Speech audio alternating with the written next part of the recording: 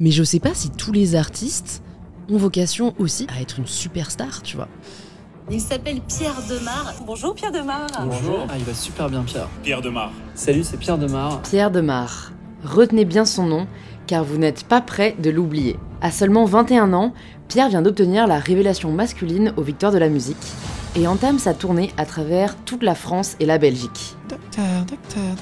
Il y avait une chance sur 100 que ça soit partagé, mais cette chance-là, si je passais à côté, je passais à côté de ma vie, tu vois. Pour toi, aimer, c'est forcément aimer en mourir ? Moi, je vends de nouveau un fantasme, hein. Je vends quelque chose qui est pas réel. Tu penses pas que ça crée de la frustration ? Non, ça crée du rêve. Qui se cache vraiment derrière ce chanteur à la voix d'ange ? Comment oser se lancer et surtout réussir à se faire une place dans une industrie où la concurrence est rude ? C'est ce que nous partage Pierre dans ce nouvel épisode d'InPower.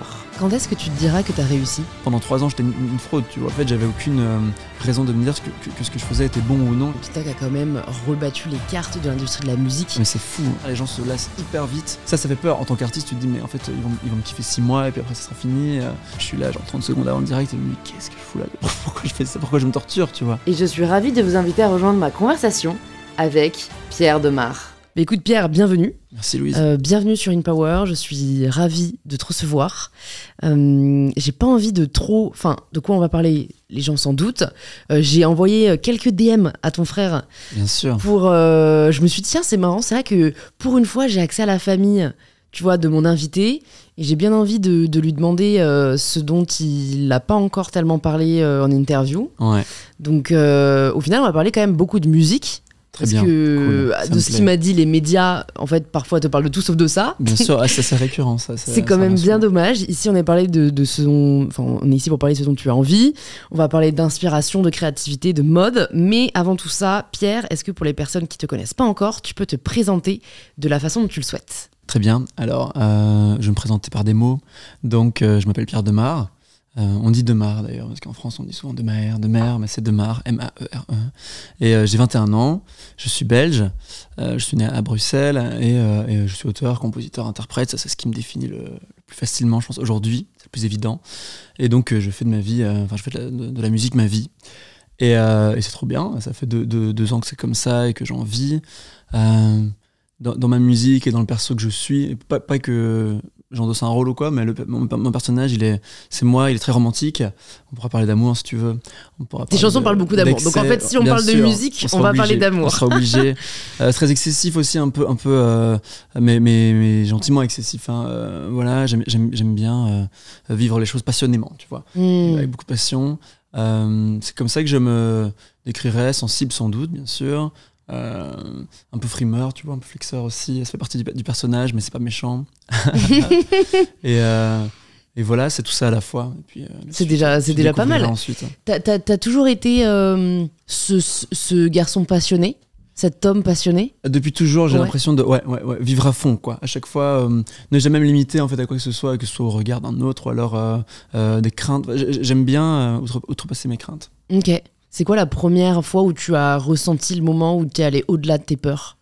C'est une belle question. Je saurais pas te dire la première fois, mais la plus évidente, c'était mon premier amour.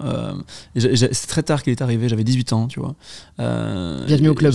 C'est vrai ? Moi, c'était 20. 20, c'est très bien. On est plus mature, comme ça, on gère ça mieux. N'est-ce pas ? Non, mais franchement, moi, je suis ravie. J'ai évité plein de merde. Mais c'est ça. Je pense qu'à 15, 14, 13 ans, on est encore pas forcément mature et on fait n'importe quoi. Et donc, je suis heureux d'avoir connu ça plus tard, parce que j'aurais pas su gérer ça intelligemment plus tôt. Bref.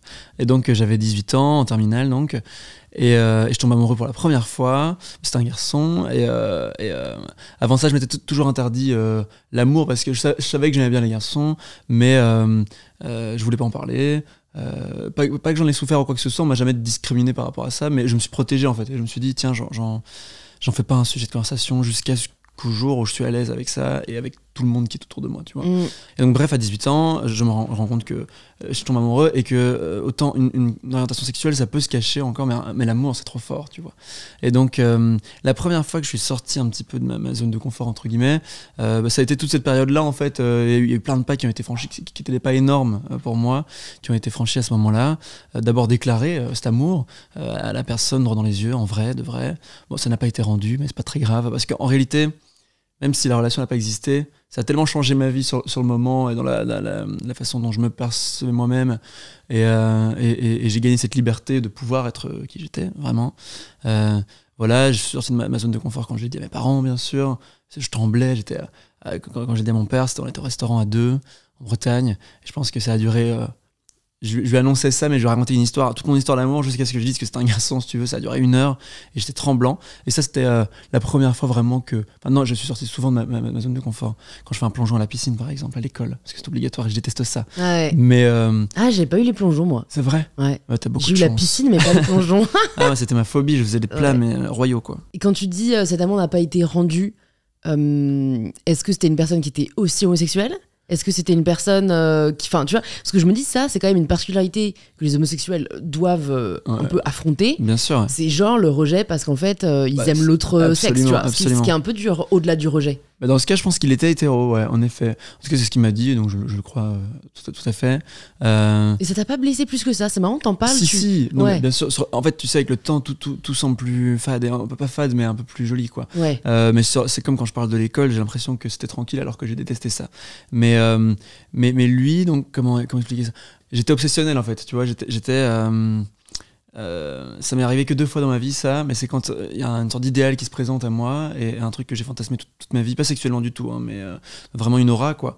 Et je me dis, c'est trop beau pour être vrai, alors je plonge à fond dedans parce que moi, Tu j'ai aimes pas vivre peur des les pièges. choses. Ouais. Et donc, ça m'a blessé, bien sûr. Pendant 6 mois, j'étais à fond. Et puis le jour où je lui ai dit, bon, c'était pas possible, mais j'avais déjà un peu appréhendé le truc quand même, parce que je suis pas complètement con non plus. Et donc voilà, mais je l'ai mal vécu, bien sûr. Il y a eu 2-3 mois en fait, il y a une sorte de vide qui se crée. On se sent, on trouve plus de but, de saveur, de but, quoi, dans la vie, quand on vit les choses vraiment avec beaucoup de passion. Et c'est comme ça que je vis l'amour. C'est une anecdote que je peux encore raconter. Elle est très drôle parce qu'elle est drôle de honte, mais extraordinaire. C'est que il y a pas si longtemps, j'ai été pris d'amour. Bon, amour, c'est un grand mot, hein, pour le coup, mais je tombais sous le charme et j'ai parlé pendant 3 jours, donc c'était assez court, avec un faux compte Instagram. Donc Ah oui, ça c'est la ouf, tu vois. réseaux sociaux et l'amour 2.0. Incroyable. Et en fait, je me suis senti bête, mais archi bête, plus qu'une grand-mère qui se retrouve à se faire avoir par une arnaque par mail, tu vois. Mais c'était tellement crédible et c'était c'est une sorte d'usurpation d'identité, tu vois, mais bien faite. Et la personne en face parlait avec tellement de... J'ai l'air bête là comme ça, mais c'était vraiment pour le coup... parce que généralement, moi, il y a plein de faux comptes Pierre Demar qui attrapent des fans et je me dis, mais les gars, c'est pas possible, ça semble tellement évident, tu vois, parce que c'est bourré de fautes d'orthographe, je vous vois pas les gens, enfin, j'écris à personne comme ça. Mais là, il y avait toute une histoire, tout un scénario autour, c'était bien fait. Et donc, et pour la première fois depuis 3-4 ans, depuis la terminale, je ressentais une nouvelle fois cette sorte de passion. Et alors quand je suis amoureux, je mange plus. C'est marrant, il y a un effet sur mon corps, quoi, gigantesque. Et puis, bon, au final, je me suis rendu compte de l'arnaque au bout de 2-3 jours. Comment tu t'en es rendu compte? Parce que c'est vrai que- que, enfin, moi, pour l'avoir vécu un peu, mais alors c'était une vraie personne derrière, j'ai eu de la chance, mais, enfin, je veux dire, ça pourrait arriver à n'importe qui, et sûrement des personnes qui nous écoutent, ça leur est arrivé sur des applications de rencontres. Ouais, en fait, que tout ce à soit fait, sur Instagram Tinder, ou un des truc applications de comme ça, rencontres, en grave. fait, il suffit qu'en effet, tu rôdes Des bien fausses ton photos, truc. n'importe- ouais, Voilà, que tu exactement. prennes. Moi, ça m'est arrivé, tu sais quoi, quand je devais louer un appart. Et en gros, j'ai fait ma 3e année à Berkeley, aux États-Unis. Ouais. Et du coup, je vais sur Craigslist, qui est un peu le bon coin américain. Et je regarde pas mal d'appartements et j'en vois un qui est pas très loin du campus, qui a un prix raisonnable. Enfin, tu vois, c'était quand même $900, tu Ouais, vois, ça fait les cher. 20 mètres carrés. Mais aux États-Unis, Ouais, c'est pas trop cher, c'est en pas tout la cas en Californie. Et donc, j'entre en contact avec la personne. Il y avait même sa carte. C'est un mec qui était infirmier. Enfin, tu vois, il y avait hyper des crédible. preuves Ouais. hyper crédibles. Et j'envoie à mon père qui devait, évidemment, à l'époque, j'avais 19-20 ans, j'avais pas les fonds pour avancer le premier mois de loyer. Et mon père, qui est complètement parano, mais comme quoi parfois ça paye, il me dit non, je sens l'arnaque. Mais genre, je pense qu'il m'a Ok, dit ça d'accord. sur 3 dossiers, tu vois. Ok, ouais. Et je lui dis non, mais papa, là, t'es relou, c'est le 3e. Enfin, je veux dire, il est bien placé, il est dans nos prix. Enfin, genre, juste paye le mois de loyer, tu vois, genre, On voit faut ce qui qu'on se avance, passe. tu Ouais, vois. bien sûr. Ouais. Et en fait, il me dit pas, mais il envoie à ma tante qui est américaine. Il envoie le profil du mec. Il lui dit voilà, Louise a trouvé cet appart, t'en penses quoi? Je sens pas trop. Ma tante contacte le nom du mec sur Facebook. Elle cherche son nom sur Facebook. Elle lui contacte. Elle lui dit voilà, ma nièce cherche à avoir votre appartement à Berkeley. Comment est-ce qu'on peut procéder? Voilà, on voulait juste assurer que l'annonce soit fiable et tout. Et le mec lui répond mais vraiment, quand je te dis que comme mon père voulait pas faire le virement, j'avais convaincu ma mère de le faire. Elle allait payer le lendemain. Oh, wow. Et le mec lui répond n'envoyez rien, ce n'est pas moi. on a Incroyable. usurpé mon identité. C'est ouf, hein, tu vois. Et je trouve ça désolant parce qu'en fait, du coup, on peut plus faire confiance. Ah tu non, mais vois. pas du tout, bien sûr. Et donc, sur Tinder, une fois, quand j'avais 17-18 ans, j'avais une histoire avec un mec, on a parlé 2 mois. Parce qu'en fait, comme tu dis, et c'est là où je rebondis sur un sujet que tu as abordé, mais je voulais te demander est-ce que, je suis un peu comme toi, est-ce que le rêve vaut le coup si ensuite c'est pour qu'il soit... Qu'il y ait une désillusion, pour qu'on déchante, tu vois. Ouais. Parce que forcément, en voyant pas quelqu'un 2 mois, dans mon cas, toi c'était 2 jours, mais moi c'était 2 mois, en lui C'est parlant pire presque encore. tous les jours, C'est horrible. forcément quand tu la rencontres, dans mon cas, il y a une forme de déception. Bien Parce sûr. que je m'étais fait une image de lui qu'il ne pouvait pas être, vu qu'elle était fabriquée de toutes pièces. En fait, quoi, le gars, il existe, c'est lui, mais il était décevant dans la vraie vie. C'était quoi l'histoire? En fait, ouais, il était décevant, le pauvre, il était qui il était, tu vois. Mais moi, j'avais eu le temps pendant 2 mois. De rêver. D'ailleurs, c'était un musicien aussi. Oh. Mais tu vois, du coup, voilà, il parlait de musique, il m'avait envoyé une chanson. Enfin, tu vois, j'avais eu le temps vraiment de le mettre sur un piédestal. Et donc, quand je l'ai vu, Mais la je sais pas, déception, il elle est était juste moins... physique ou elle est Non, aussi... non, c'était dans la personnalité, tu vois, Ok. il était plus timide que ce que j'imaginais. Mais tu vois, honnêtement, avec le recul, je me dis, c'est juste que je crois que moi, j'avais tellement peur de l'amour à l'époque que, dans tous les cas, refusais un je m'étais créé un idéal qui ne pouvait pas être grave. réel et qui pouvait pas être confronté, quoi. Donc, mais donc toi, déjà, comment tu te rends compte de cette usurpation?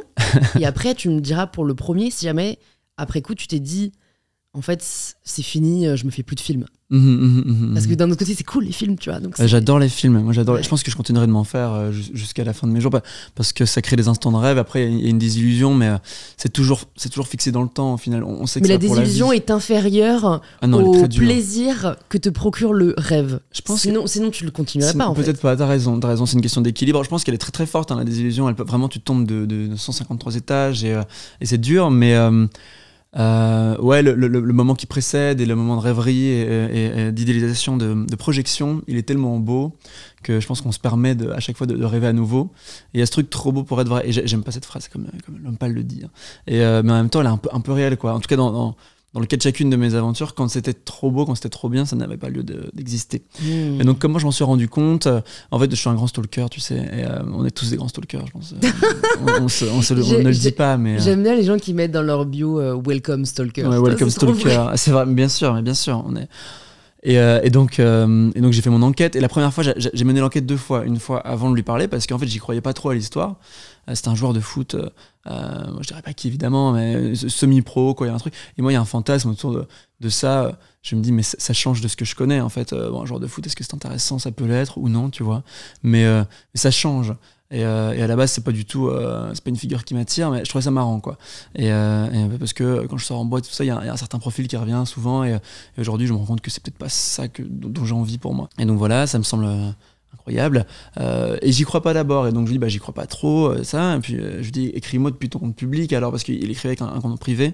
Et puis il fait non mais c'est chaud parce que tu sais dans mon milieu c'est caché, c'est pas possible. Et je sais pas, il y a une de ses copines qui m'envoie un message avec des screenshots où elle parle avec lui sur son compte public en mode je force le destin parce que sinon il osera jamais, voilà. Et en gros tout était hyper bien monté. Et mais j'y crois toujours pas à ce moment-là parce que vraiment en plus plus le temps passe et plus je vais être une figure publique et plus j'ai pas envie de me faire avoir, tu vois, et de m'afficher. Donc je m'affiche moi-même maintenant, comme ça c'est au moins comme ça personne peut le faire à ta place, tu vois. Et en fait, je dis non, j'y crois toujours pas. Et puis, à un moment donné, il a un frère qui joue au foot aussi, qui a un compte public aussi. Et donc, je vais voir. C'est pas la Mbappé. Hein. Et je vais voir le profil du frère, ses abonnements. Et je remarque une chose, c'est qu'il suivait. En tout cas, je pensais qu'il suivait le compte privé avec lequel je parle. Donc je me dis, ça y est, c'est bon, tu vois. Et en fait, ce que j'avais pas vu, et je me rends compte 3 jours plus tard en revérifiant l'info, c'est qu'il y avait une sorte d'underscore en plus que j'avais pas capté. Et moi, j'étais prêt à rêver, tu vois.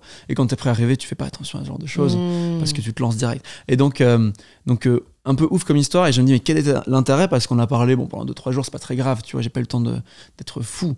Enfin si, mais pas aujourd'hui, j'en suis pas blessé. T'as pas été trop blessé, ouais. Non, ça a duré 2 jours la désillusion, donc c'était assez équilibré. Et en fait, je me dis pourquoi, tu vois, parce qu'on a parlé, et c'est très très crédible dans le sens où si le mec avait un match de foot, il me disait voilà, je joue au match de foot, je reviens ceci, cela, il me parlait de sa carrière, de trucs hyper privés, machin, qui s'avéraient vrais souvent, je pense, quand j'ai vérifié ensuite. Il m'envoie des photos, mais qui étaient des photos tirées d'internet, sauf que moi je vérifiais plus parce que j'étais hyper confiant, et je me demande quel était l'intérêt, tu vois, Mais genre pourquoi. Est-ce que tu voulais des news? Parce que j'envoie pas de news, navré. Quand tu dis news, c'est des dick pics? Ouais, même moi je suis pas comme ça, mais il y a même des photos genre je passe sensuel, tu vois, n'importe quoi, un truc un peu. Il aurait pu vouloir ça, mais il a pas demandé ça. Après, ça faisait 2-3 jours, donc c'était un peu court pour déjà s'y mettre. Ou alors, j'en sais rien, que je sois lourd, j'en sais rien, tu vois. Moi, j'étais très bien parce que je sais que sur Insta, faut être formel. Donc je suis resté, j'ai rien à me reprocher. Mais c'est chelou, tu vois. T'as pas cherché à savoir, après tu lui as pas dit, mec, genre c'est quoi ton... Genre pourquoi Bien tu sûr. fais ça? D'abord je l'ai bloqué, et puis quand je m'en suis rendu compte, et puis le lendemain j'étais trop curieux. Donc je l'ai débloqué, et je lui ai envoyé un message en mode, bon je sais que t'es pas un tel, mais pourquoi t'as fait ça, tu vois, alors quel est l'intérêt? Est-ce que tu voulais des news? Et puis il a joué le jeu jusqu'au bout, genre il a rempli son rôle, il m'a dit non, mais je te jure, je cherche pas à te nuire, c'est moi, attends, j'ai un match. Arrête, je sais que c'est pas toi. Et donc j'ai fini par le bloquer parce que ça n'allait nulle part, genre il restait dans son truc. Et je me suis dit, putain, dégoûté.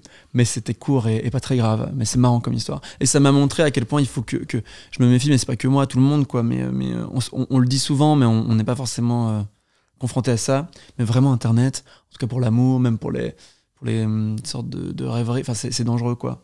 C'est dangereux. C'est vrai que je trouve ça triste, en fait, parce que, bah oui, quand tu deviens une figure publique, les gens peuvent facilement essayer de se jouer de toi. Grave, bien sûr. Et après, c'est un coup à devenir complètement hyper parano, méfiant, ouais, et je te le souhaite pas, tu vois. Non, j'ai pas envie non plus. Mais mon interprétation, c'est que c'est des personnes qui rêvent d'exister, sans doute, qui n'y arrivent pas et qui du coup se disent que c'est un moyen pour eux bien sûr, derrière un pseudo, derrière un truc de mettre du piment dans leur vie, de se dire qu'ils te parlent à toi directement, et ça les valorise. Sans c'est doute, quand même triste, quoi. C'est une théorie que j'ai développée aussi. Je sais pas exactement, mais c'est ouf, hein. Je suis plus triste pour lui que pour moi en réalité, parce que moi ça a duré 2 jours, lui dans sa tête c'est pour toujours que c'est chelou, tu vois. Donc voilà, mais bref, drôle d'histoire. Et donc quand j'ai eu cette première déception amoureuse il y a 3-4 ans, je me suis jamais interdit de re-rêver, mais j'étais un peu dégoûté de l'amour. Là je l'ai été à nouveau, mais je pense que c'est comme ça. Mais j'ai pas encore connu un truc où vraiment c'était à la fois passionnel et à la fois réel, parce que j'ai connu des couples qui étaient très beaux, des beaux moments, et des relations qui étaient belles, mais qui n'était pas obsessionnel ou passionnel. Après, est-ce que c'est ça qu'il faut chercher réellement? Je sais pas, tu vois. Est-ce que ça va me rendre heureux, la passion amoureuse? Pas sûr, peut-être ça dure 2 mois et puis c'est fini. Mais je l'ai pas encore connu ça de façon réciproque. J'ai une théorie là-dessus, j'en parlais un peu dans le podcast, je pense qu'il sera déjà sorti à l'heure où vous écouterez ce podcast, avec Rosa Bernstein. Je sais pas si tu vois qui c'est une comédienne humoriste qui parle beaucoup de relations amoureuses, de sexualité, etc. Et je lui disais, tu vois, j'ai 25 ans, donc j'ai pas non plus encore un palmarès impressionnant, mais perso, je pense qu'on nous vend la passion, alors qu'en vrai, c'est pas l'amour, tu vois. Non, tout à fait. Tu vois, je pense que les films, les livres nous donnent vachement envie de savoir ce que c'est. Tu vois, on se l'idéalise, on se le fantasme, mais en fait, pour moi, c'est une vue de l'esprit presque. Et j'imagine... Tu vois, il n'y a pas de vérité générale, donc j'imagine que pour certains, ça peut s'allier avec l'amour durable et franchement, waouh. Quelle chance. Mais j'ai appris à ne plus l'attendre. Mais c'est très bien, je pense que c'est comme ça qu'il a plus de chances d'exister aussi et tout. Ouais. Il faut pas constamment y penser, certainement pas, ça fait juste du mal. Mais c'est vrai que partout, t'as raison, hein, dans les fictions, même dans les chansons, tu vois, quand j'ai écrit Un jour je marierai un ange, c'est exactement ça, c'est l'idéalisation, c'est la quête d'un idéal, tu vois, qui n'existe pas forcément. Mais donc t'en as on est conscience habitué au à moins, ça. quoi. Ah ouais, j'en ai grave. Et moi je véhicule ce truc, je fais une propagande encore tout à fait malsaine de l'idéal, mais j'en ai conscience, bien sûr, c'est beaucoup plus beau dans les films, dans les livres, dans les romans, dans les chansons, évidemment. Ouais. Écoute, tu me fais une parfaite transition avec Un jour je marierai un ange, qui, si je me trompe pas, est la chanson qui t'a vraiment fait exploser auprès du grand public. Tout à fait. Tu peux nous situer un peu déjà ce que tu faisais avant ça. Moi je me demande, tu vois, t'es un jeune homme en Belgique à 18 ans. Est-ce que tu te dis déjà là que en fait, t'as pas envie de continuer particulièrement des études et que t'as envie de te consacrer à l'art?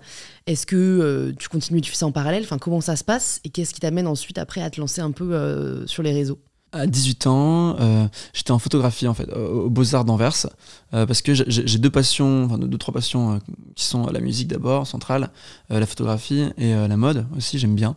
J'y connais pas grand-chose à la mode, mais ça m'attire, ça me fascine, quoi. Et j'aime bien les belles silhouettes, j'aime bien regarder des défilés et compagnie. Et donc, d'abord la musique quand j'ai 10 ans, tu vois, très tôt. Et puis à 15 ans, je me désintéresse de la musique pour faire de la photographie. Je prends des photos de ma sœur, je prends des photos de mes copines à moi, et puis un jour j'ai envie de photographier des mannequins. Donc je me mets à photographier des mannequins et c'est comme ça que la mode rentre un peu dans ma vie. Et du coup à 18 ans, je ne savais pas quoi faire, je termine j'ai mon bac général, j'étais en latin et anglais, très littéraire, je suis très peu scientifique ni mathématique.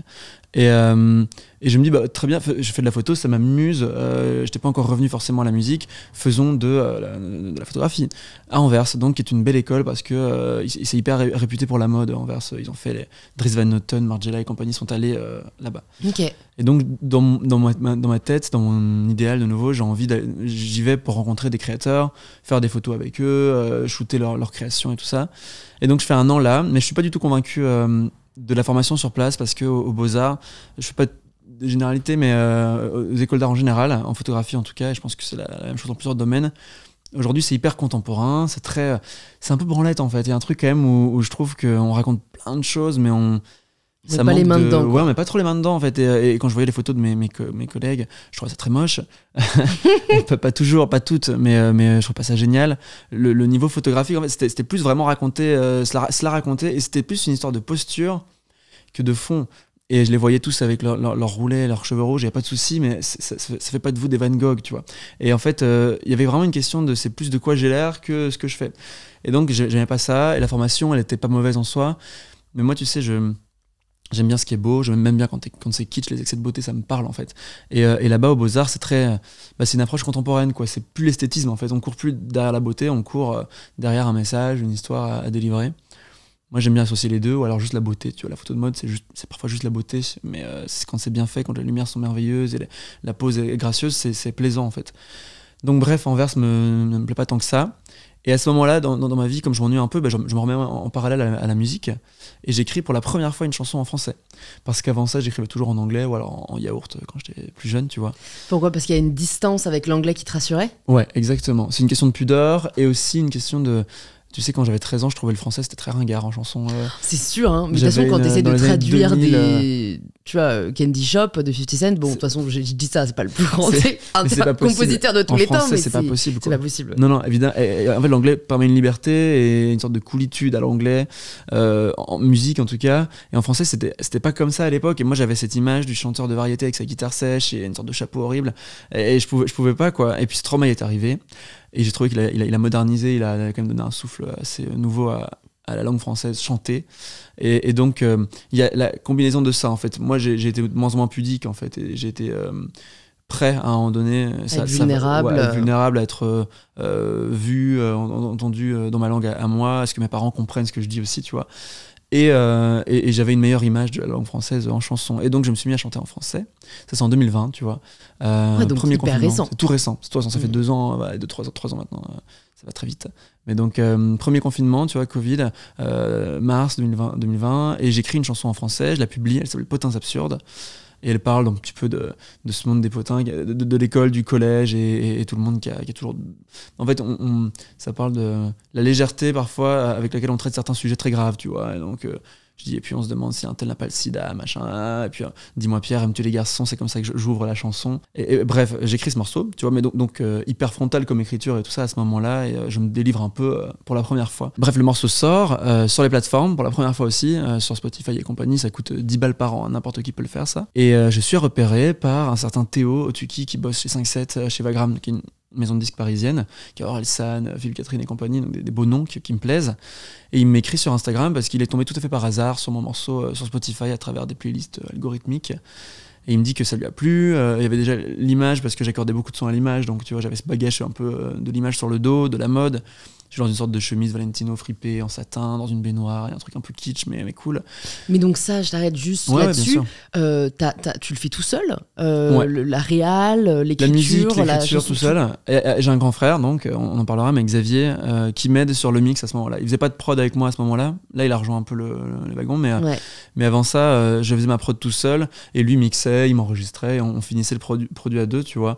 Mais on n'avait pas de budget pour faire quoi que ce soit. Ouais, c'est sûr. Moi, j'ai lu 1000 fois sur Twitter que j'étais un enfant enfant d'eux, un fils d'eux, et que c'était grâce à mes parents fortunés. On en reparlera. Tout est faux, bien sûr. Ils sont C'est pas fou dans la musique, à quel point les gens veulent absolument. Ah bah il y a une sorte Parfois, un mythe, mais tu sais pourquoi? Parce que c'est con à dire, mais comme t'as une tête de bourgeois. Mais bien sûr, j'ai une tête de Non, mais bourgeois. je dis ça parce Et que j'ai toi, un moi nom de aussi, on me le bourgeois aussi, reproche. ouais, c'est vrai. Et je me dis, non, mais tu vois, c'est con. Enfin, tu vois, bien sûr que les personnes qui viennent d'un milieu social On a beaucoup plus de chance. voilà, privilégiés ont plus de chance, ou que les personnes qui viennent d'un milieu social défavorisé sont beaucoup plus méritants. Mais est-ce que c'est une raison pour taper sur les personnes? Enfin, tu vois, toi, je veux dire, que tu aies eu des parents fortunés ou pas, t'as créé ta chanson tout seul, Absolument, t'as filmé voilà. tout seul, tu l'as posté tout seul, et ça, Mais bien sûr, voilà, mais bien ça sûr. demande pas. Ils sont même pas si fortunés que ça. C'est ce qui est drôle, en fait, c'est que je lis des trucs n'importe quoi, tu vois. Et t'as les gens, je sais pas, ça fascine les gens, en fait, ce truc de créer des mythes un peu, et parfois il y a une envie de démériter. Je sais pas comment Oui. je sais pas comment dire ça. D'expliquer que t'as réussi par autre chose que par ton talent. Du talent et du travail, alors que franchement, c'est pas que ça, mais c'est essentiellement ça, tu vois. Et pour le coup, j'écris ma musique moi-même, et mes parents, ils connaissent personne dans la musique, ni dans l'art, et ils ont pas de connaissances dans le milieu de la culture du tout. Mais donc, bref, pour revenir donc au produit Potin Absurde, on le fait tout seul avec mon frère. Il sort, Théo me repère et aime bien ce que je fais, je lui envoie 2-3 maquettes, et on signe ensemble pour plusieurs albums chez Vagram, donc assez ouf, tu vois, sur la foi un single, quoi. Ouais, sur la foi vraiment d'un Incroyable. morceau et de 2 maquettes. Et surtout qu'aujourd'hui, tu sais, les maisons de disques, elles signent plus des communautés que des artistes, en fait. Elles signent beaucoup de mecs qui ont 100 000 abonnés sur TikTok, et c'est rassurant. Mais ça, je pense que c'est une immense erreur, parce que ça manque cruellement de fond, et que sur le long terme ça va pas marcher des masses. Mais bon, je laisse les gens faire leur métier, tu vois. Mais voilà. Ouais. Et moi, j'avais personne, j'avais 1000 abonnés sur Instagram qui étaient mes amis, et j'avais pas TikTok ni quoi que ce soit. Et juste la musique lui a plu, tu vois. Et donc ça, c'est très bien. Je pense que c'est sain comme signature. Je pense que ta musique lui a plu, ton écriture, le personnage, ton univers. Tu global. proposais autre chose que juste une belle voix, parce que même signer juste sur une belle voix, je pense que c'est pas suffisant. Non, tout à fait, t'as raison. Mais on s'est eu au téléphone, il a découvert un peu le personnage, mes envies. Je lui ai envoyé un moodboard de 20 pages avec tout ce que j'avais en tête pour l'imagerie. Tu vois, j'étais hyper déter, évidemment. Et à ce moment-là, moi, je suis dans mes études qui me fascinent pas, donc je me dis, bah là, c'est incroyable, c'est une sorte d'échappatoire à un truc qui commence à m'ennuyer, et je sais pas ce que je fais de ma vie à ce moment-là. Donc j'explique ça à mes parents, qui sont hyper excités en vrai par la nouvelle, parce que c'est beau d'avoir une maison de disques et des pros qui s'intéressent à mon travail. C'était la première fois que des pros s'intéressaient pour de vrai, tu vois. Parce qu'avant ça, j'avais aucune raison de me dire que ce que je faisais était bon ou non. Je savais pas dire, en fait. J'avais aucune validation, et moi j'ai pas fait de solfège, pas de cours de chant, donc j'étais une sorte de fraude dans ma tête. Pendant 3 ans, j'étais une fraude, tu vois. Maintenant ça va mieux, parce qu'il y a la victoire, il y a plein de trucs qui font que... Et c'est pas la victoire de la musique, en fait, parce que les pros c'est cool, mais ça veut rien dire. Ce qui veut vraiment dire quelque chose, c'est quand un morceau il est écouté 10 millions de fois, 30 millions de fois, tu vois. Parce que ça veut dire qu'il est fédérateur. Je dis pas que la musique est bonne pour autant, mais être fédérateur, pourquoi tu dis pas que la musique est bonne? Non, moi j'aime bien la musique. Hein, non, mais pourquoi tu dis pas que ta musique est bonne? Parce que tu vois, j'ai l'impression que, et c'est une espèce de cheval de bataille que j'ai sur ce podcast, de recevoir des invités qui sont extrêmement inspirants, et aucun n'arrive à me dire ce que je fais c'est bien. Ah, mais moi j'aime bien. Parce que tu vois, oui, t'as un univers, oui, tu fédères, mais au-delà de ça. Enfin, après, oui, c'est vrai on que aime, on n'aime pas, tu vois. On aime, on n'aime pas, t'as raison, c'est subjectif. Ouais. Mais je veux dire, il y a quand même... Enfin, tu vois, tu chantes juste, tu vois, c'est des paroles qui sont profondes, qui touchent. Enfin, merci Louise. Ton travail cool. est bon. Ah bah, merci infiniment, vraiment, c'est gentil comme tout. Bah, ça me fait plaisir. Et en fait... Non, mais tu dis chemin de sortie, en tout cas. C'est une échappatoire. Là, tu dis quelqu'un de professionnel reconnaît il valide qu'en fait, mon travail, valoir qu'il y a un quelque talent. chose. Voilà, il y a un potentiel. Et par rapport au truc de fraude et tout ça, c'est juste que je pense qu'on a du mal à se dire, ah ouais, ce que je fais pour moi à la base et tout ça, d'autres se l'approprient et d'autres kiffent. Et c'est toujours... Quand on fait un album, on n'est jamais pleinement satisfait, c'est normal. Mais après, moi, honnêtement, j'aime bien ma musique. Il y a des morceaux que j'écoute pour le plaisir, et je trouve ça cool, tu vois. Maintenant, quand tu les as écoutés 1000 fois, forcément, à force de les faire, tu peux plus les entendre. Mais quand je les crée, je suis toujours assez excité et heureux, tu vois. Je suis pas des artistes qui détestent leur boulot, ou qui n'osent pas. Je m'écoute pas en interview, par contre, ça c'est horrible. Mais, c'est dur. Mais toi, je sais pas si tu t'écoutes parfois, mais c'est dur. Non, en vrai, je m'écoute pas. Par exemple, ceci, tu vas l'écouter avant le sortir. Non, je vais pas l'écouter. J'ai la chance de travailler avec Marine Big Up, qui est juste en face de nous, qui m'accompagne maintenant sur le podcast, donc qui monte en vidéo et en audio. Donc après, parfois, t'as des invités qui me disent on les citera pas, mais ouais, j'ai peur d'avoir dit des conneries, donc là je dois me retaper tout l'épisode en mode bon, ok, ça on va couper et tout, mais franchement c'est rare. Globalement, même les gens me disent franchement laisse tout ce que j'ai dit, je le pense. Bien sûr, ouais, mais quand on vient ici c'est le but quand même. Ouais, c'est un peu le but. Et donc Théo me signe, j'ai l'évaluation, je suis très content on commence à travailler vraiment du coup sur toute l'année 2020 qui est un peu en pause mondiale. En gros, j'ai le temps d'écrire quelques morceaux et d'écrire un EP qui sort en fait 1 an et demi plus tard, en début 2022, le premier EP avec un Georges Marie et un ange, mais qui n'est pas le premier single, il y en a eu 2 autres avant ça. Et d'ailleurs, on a toujours l'impression qu'un Georges Marie et un ange a complètement tout lancé, mais en fait, avant TikTok, avant on en parlera, mais avant la tendance, l'effervescence autour du truc, j'avais rempli une cigale en mai 2022, donc bien avant que ça prenne en tendance. Il y avait déjà un début de truc, parce que ça peut être réducteur de dire que j'ai percé grâce à TikTok. C'est un immense tremplin, tu vois, c'est un propulseur énorme. Et ça a décuplé le genre de nombre de personnes qui m'écoutent, mais il y avait déjà une sorte de public qui se créait avant ça et tout ça. Moi j'arrête de voilà et donc tout ça pour dire je fais cette EP avec mon frère, du coup il m'aide un peu sur les prods, mais j'écris essentiellement, j'écris tout, pardon, je produis l'essentiel, lui m'aide sur les arrangements finaux, on mixe à 2, il m'enregistre et on fait tout cette EP en famille, tu vois. Ouais. Et c'est quoi la différence entre EP et album? Un EP, c'est un mini-album en fait. D'accord. Ça sert un peu à s'introduire dans le monde de la musique, tu vois. J'arrive avec un album, c'est très coûteux pour une maison de disques et c'est un gros pari et c'est une énorme cartouche que t'envoies. Et donc quand personne t'attend au tournant, quand personne ne t'écoute, je pense que c'est mieux d'arriver avec un EP pour dire salut, voilà, c'est moi, je vous dévoile quelques cartes, mais pas tout mon jeu, quoi.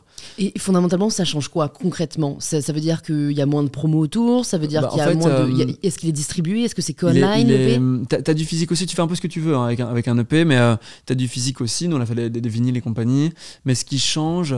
c'est vraiment juste une question de durée et tout ça. On a quand même eu beaucoup de promos, on a eu les quotidiens, Ruquier et tout ça à l'époque, très vite, parce que j'ai des bons attachés de presse, hein, c'est pas mon père qui appelle, les bureaux de presse. Et donc, en fait, un EP c'est vraiment un mini-album, il n'y a pas de grosse différence. Bon, t'as moins de promos bien sûr, mais ça a été quand même conséquent. Et autant sur un single, t'as pas de promo, tu vois, t'envoies un clip, tu vas pas faire un Ruquier pour autant. Mais quand t'as un projet vraiment, en fait, c'est un objet qui te permet justement d'aller en promo, quoi, le P. Et c'est bien de commencer avec ça. Comme je te dis, tu grilles pas trop de cartouches d'un coup. Okay. En gros, le P sort en début 2022, et là, 1 an plus tard, l'album.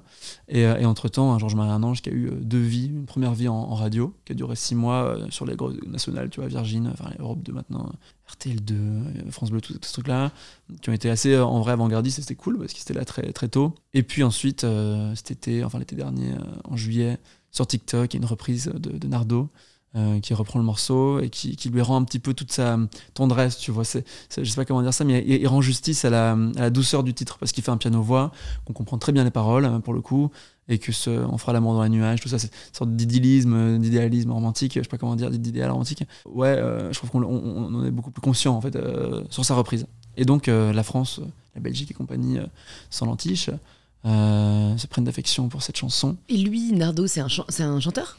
Et à la base, il est chanteur, il faisait beaucoup de reprises, maintenant il a sorti un truc à lui aussi, un morceau qui s'appelle Enfant Roi. Mais sinon, à la base, il faisait des reprises, mais il avait 400 abonnés sur TikTok, il n'y avait rien. Non. Ah ouais, dingue. En fait, c'est juste une question d'algorithme et de chance, de hasard inouï. Et de bons titres. Il a fait combien de vues ce son là sur son compte Sur son compte, la reprise, elle a fait 7 millions de vues, je pense. D'accord. Et surtout, le morceau, il a été repris genre 100 000 fois. Tu vois. C'est devenu une tendance de ouf. Cet été, j'entendais que ça, j'allais sur mon TikTok et dans ta For You, avec Docteur. Ça te fait quoi, rigolo. Ça et c'était ouf. Mais c'était flippant aussi parce que c'était pas ma voix à moi, c'était une reprise. Donc je me suis dit, merde, j'ai un tube, mais les gens. En fait, c'est très cool qu'ils le déforment, mais les gens, ils vont se dire que c'est lui qui l'a écrite, tu vois. Et ça, c'est pas le but parce que comme artiste, t'as quand même un besoin de reconnaissance et une envie que ta musique soit reconnue. Voilà. Et donc, j'ai débarqué sur TikTok alors, parce qu'avant ça, j'y étais pas vraiment. Moi, j'étais un peu. J'avais une sorte d'aversion pas par rapport à l'application en soi, mais. Déjà une sorte de trop plein de réseaux et encore aujourd'hui moi j'en peux plus des messages, tu vois, j'ai développé une hantise des messages, messageophobie. Ouais, c'est marrant, mais je pense qu'on est beaucoup à développer ça quand il y a beaucoup de demandes, ça devient un peu horrible d'ouvrir un mélo, quoi. Et donc tout ça pour dire que je me mets sur TikTok sur les ordres de mon label, qui me disent vas-y, il faut absolument que tu... bien sûr, et j'avais pas le choix, c'est vrai, parce que le truc était en train de monter, Et donc j'arrive et pour le coup j'ai pas été bête parce que je fais un TikTok dans lequel je dis voilà avec humour tu vois mais genre salut c'est moi qui fais cette chanson mais sans c'était pas égocentré, c'était tranquille et en fait il y avait une blague à faire dans le sens où tout le monde commentait son TikTok en mode ah c'est tellement mieux que l'original machin et donc j'ai fait salut c'est moi merci pour tout l'amour autour de la chanson machin et puis je mets tous les screenshots des commentaires en mode un peu vicose tu vois mais gentiment et comme sur TikTok les gens ont 10 ans d'âge pas mental en fait juste ils ont 10 ans globalement ils sont à très premier degré et donc ils m'ont pris pour une victime et ils se sont devenus des soldats et ils ont défendu le titre et l'original partout la vidéo elle aussi a fait quoi 7 millions de vues tu vois et j'ai pris je sais pas 100 000 abonnés sur 2 semaines avec ce TikTok c'était n'importe quoi et les radios ont commencé à reprendre l'original et bref et tout s'est bien fini et pour Nardo aussi parce qu'il a développé une belle communauté qui fait des concerts et qui fait ses chansons à lui et puis de mon côté tout va bien aussi. Ok, non mais c'est fou hein. Ça c'est vrai que TikTok a quand même rebattu les cartes de l'industrie de la musique mais c'est fou de ça a manière tout changé, quoi. Ça fait peur en fait, parfois, en fait d'une certaine manière je trouve que c'est positif parce que bon l'industrie de la musique se portait pas forcément bien avec tous les streams illégaux maintenant il y a des Spotify etc qui redorent un peu aussi mais c'était quand même plus dur qu'à l'époque où absolument vraiment les artistes vivaient sur les albums. Après d'un autre côté je pense qu'il y a aussi un travers qui est en train de se développer où on voit certains artistes sortir des sons pour que ça perce sur TikTok quoi. Ouais, tout à fait, sans les citer Jason Derulo bien sûr mais en fait moi il y a deux trucs sur TikTok un truc très positif et un autre qui est négatif. Ce qui est très positif c'est attends j'avais un truc intelligent à dire je te jure et je le perds. Non, ah oui voilà c'est que TikTok il rend maintenant en fait une chanson elle perce parce qu'elle le mérite entre guillemets ou en tout cas c'est très aléatoire et à l'époque en fait les sons marchaient grâce à la radio et la radio ça dépendait de 100 personnes et de 100 mecs qui se connaissaient, qui étaient copains et les attachés de presse et les programmateurs en fait et c'est tous mes copains hein, donc je ne leur en veux pas mais il y avait un truc où c'était une question de copinage quoi et de maison de disques et de ceci cela et je sais pas Sony Universal envoie ceci à Virgin et parce qu'ils sont copains ils vont le passer à l'époque hein. Aujourd'hui c'est moins comme ça mais c'était vraiment une question de grande famille et là j'ai l'impression que TikTok et tous les réseaux ils ont redonné leur chance vraiment à tout le monde tu vois ça donne on est tous sur un pied d'égalité en fait absolument pour percer et pour avoir un morceau qui fait le buzz mais c'est la loterie quoi c'est la loterie absolue et tout le monde s'y essaye et je pense que ça c'est une très bonne chose parce que ça veut dire qu'on perce pas grâce à un groupe à un microcosme. Par contre, ce qui est moins bien, c'est le formatage, comme tu dis, tu vois, de penser chanson TikTok. Et les gens, ils connaissent un passage de 15 secondes sur une chanson, ils connaissent pas le reste, forcément. On consomme de façon un peu affreuse. Moi, je trouve les versions accélérées, je trouve ça dégueulasse, très souvent, tu vois. Et après, tu vois que les artistes publient sur Spotify les versions accélérées. Mais je trouve ça... Enfin, tu penses pas ton morceau comme ça, en fait. Donc, ça dénature l'œuvre. Après... si les gens apprécient très bien en fait et je pourrais très très bien kiffer une version accélérée. Je fais un peu le boomer en vrai à dire ça. Non tu fais pas le boomer. Comment je l'interprète c'est spécial, quoi. En fait je crois pour moi nos goûts sont politiques et je dis ça en plusieurs sens mais déjà parce qu'on nous apprend à aimer ce qu'on nous montre. Bien sûr. Et ça vaut pour tout, tu vois. J'ai bien envie qu'on parle de mode parce que c'est intéressant. Ça m'intéresse ce que tu as à dire. Moi, j'ai une marque de sous-vêtements qui s'appelle Je ne sais quoi, où justement je casse beaucoup avec les codes de la mode traditionnelle, mais parce qu'en fait, pour moi, on a appris à... Quand tu dis, tu vois, j'aime le beau, j'aime les belles silhouettes, oui, parce qu'en fait, j'imagine tu vois, que la plupart des belles silhouettes auxquelles tu penses au défilé, c'est que c'est des femmes extrêmement minces, voire maigres. Moi, quand je parle de silhouette, on a montré le désirable, on a construit le désirable comme ça, tu vois. Je pense à des costumes très cintrés pour moi. Je parle de silhouette vraiment, je parle le costume, tu vois. Ouais. Mais je vois ce que tu veux dire, bien sûr. Tu vois qu'en tout cas, la plupart des femmes qui aspirent à avoir une certaine silhouette, c'est parce qu'on leur a montré une certaine silhouette. Et c'est pareil à mon avis dans la musique, tu vois. Mais moi, j'en suis la première victime, tu vois. Je veux dire, prendre un exemple très concret. Là, j'ai fait une vidéo sur YouTube il n'y a pas très longtemps. Le culte de la minceur est de retour. Ouais. Le retour du culte de la minceur, dont la mode est en partie responsable, dans le sens où comme la mode, ce sont des cycles, et bien la mode des années 90 revient sur le devant de la scène. Mode que j'ai... et compagnie. Exactement. Mode que j'ai vachement critiqué dans les années 2010 parce que j'étais là, non mais les tailles basses, les petits crop tops, les gilets, genre c'était cringe, genre c'était tellement moche. Tellement fort. Et en fait maintenant, à force de le voir porter par des nanas stylées, qui dis, en c'est vrai cool. ont un style, le portent bien, je suis en train de me dire, oh là là, mais en vrai... La mais, Bella Hadid, en fait, elle te fait aimer n'importe quoi. Ouais, c'est clair. Et puis des I Am Gia, enfin tu vois, Mhm. comme ça, des marques sont un peu entre le prêt-à-porter et la couture, où vraiment, je regardais la dernière fois, parce qu'on fait des veilles pour ma marque de sous-vêtements, des tendances, etc. Et je me suis dit, mais je te montrerai aussi les images après, je veux dire, c'est fascinant, t'as l'impression que c'est vraiment un shooting des années 2002, c'est-à-dire que c'est une fille qui est contre une grosse voiture, Ouais, c'est ouf. c'est très mal cadré, mais ils l'ont fait exprès, c'est fait ça qui est exprès, fascinant. tu vois. Jürgen Teller qui font des trucs hyper. Avec un petit ensemble jogging rose, tu sais. Je vois trop bien, bien sûr, en Mais- velours limite. Et limite, je trouvais ça beau. C'est ouf. Hein. Bref, tout ça pour dire que pour la C'est musique, des je pense cycles. que c'est pareil. En fait, c'est qu'à force de nous montrer des musiques accélérées, Grave. en fait, on va finir par trouver ça On a l'impression stylé et on va que finir ce qu'on par fait, c'est lent. préférer ça. Ouais, non, mais c'est vrai, mais bien sûr. Et de toute façon, c'est une question de cycle, comme tu dis. Et, ouais, en fait, chaque période a ses obsessions, tu vois. Et je regardais les archives INA, parce que j'adore regarder ça, J'adore. comme tout le monde. Et c'est marrant parce que je donnais une interview à Melty, et il y a un commentaire top comme sur TikTok, c'est genre, putain, on dirait un des jeunes qui parle chez INA. Ça m'a fait rire, et j'étais très content. Et du coup, je suis allé revoir cette vidéo, les jeunes, comment les jeunes voyaient l'an 2000, tu vois, très connu, celle-là, c'est une des classiques de INA. Et c'est marrant parce que c'est dans les années 60, je pense, fin des années 60, et ils parlent tous que d'une seule chose, c'est l'espace, tu vois, la technologie. Et à l'époque, il y avait une sorte de... Ils étaient fascinés par l'espace. Et aujourd'hui, beaucoup moins. Aujourd'hui, c'est un truc qui... Si tu parles de l'an 2100 aux jeunes, on va parler de climat, on va parler de... Et chaque période a ses obsessions. Et je pense qu'il est question de cycle aussi, bien sûr. Et c'est vrai que... Mais sauf que le fait est que sur TikTok, bah, les cycles, ils durent 2 semaines, j'ai l'impression. Ouais. Mais ce truc de accélérer, je juge pas qui va les écouter parce que moi-même je vais écouter des remixes accélérés et tout ça, mais ça remet en question parfois même ta façon de concevoir de la musique en fait, parce que moi j'ai écrit un morceau que je kiffe de ouf et puis tu l'écoutes et tu compares à des choses que tu vois et tout ce qui fonctionne, et en effet c'est beaucoup plus lent et tu te dis mais comment est-ce que ça peut marcher, est-ce que ça vaut la peine de le sortir si c'est pour que ça marche pas, tu vois. Et je me pose pas trop ces questions, mais ça peut quand même venir au centre d'une discussion, tu vois, et je serais pas étonné. J'ai la chance de travailler dans un label qui est hyper défenseur de la liberté de création, tu vois. On fait ce qu'on veut, il y a Philippe Catherine, je veux dire, il fait ce qu'il veut, tu vois. On est vraiment maître de notre œuvre et c'est hyper agréable et c'est une chance inouïe. Mais je serais pas étonné d'entendre un DA dans une grosse major dire non mais c'est trop lent, tu vois, c'est trop lent. Et c'est un peu flippant hein, quelquefois. Et ce délire des chansons toujours plus courtes, de plus en plus courtes, ça me dérange pas parce que je suis un grand flemmard et que faire une chanson de plus de 3 minutes c'est compliqué, tu vois. Mais vraiment on est dans une ère du hyper temporaire, les gens se lassent hyper vite. Et ça fait peur. En tant qu'artiste, tu te dis, mais en fait, ils vont me kiffer 6 mois et puis après, ça sera fini.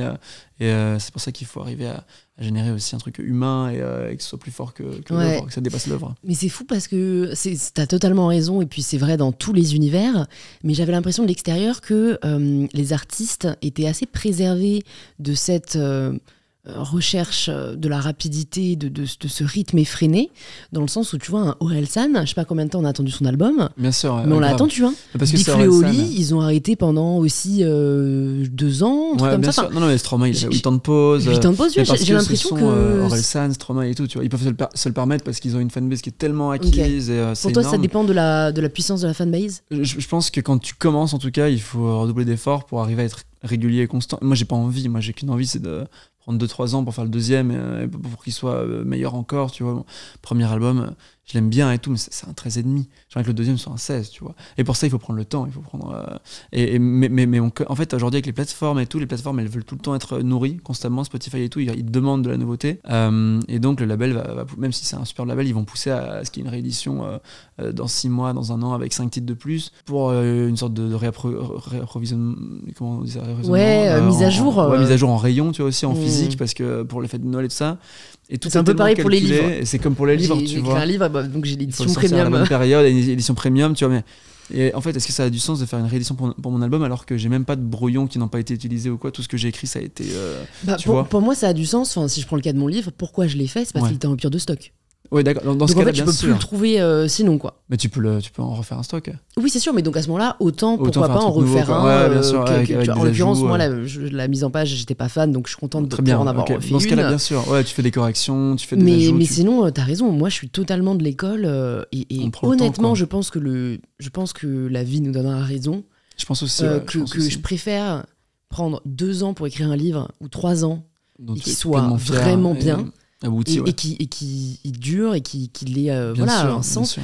que d'en sortir un tous les ans comme certains font parce qu'ils vendent bien et qui capitalisent sur leur nom, tu vois. Enfin, Après, c'est mon Exactement, parti ouais. pris. En fait, moi, sinon, j'y prendrais pas de plaisir, déjà. Donc, Bien sûr, non mais tu peux pas sortir un truc dont t'es pas fier, je pense. En tout cas, si tu fais ça avec passion et que t'es vraiment pleinement investi, c'est difficile de sortir un morceau, un album, un livre dont t'es pas fier. C'est pas possible. Ça me semble en tout cas tout à fait inconcevable.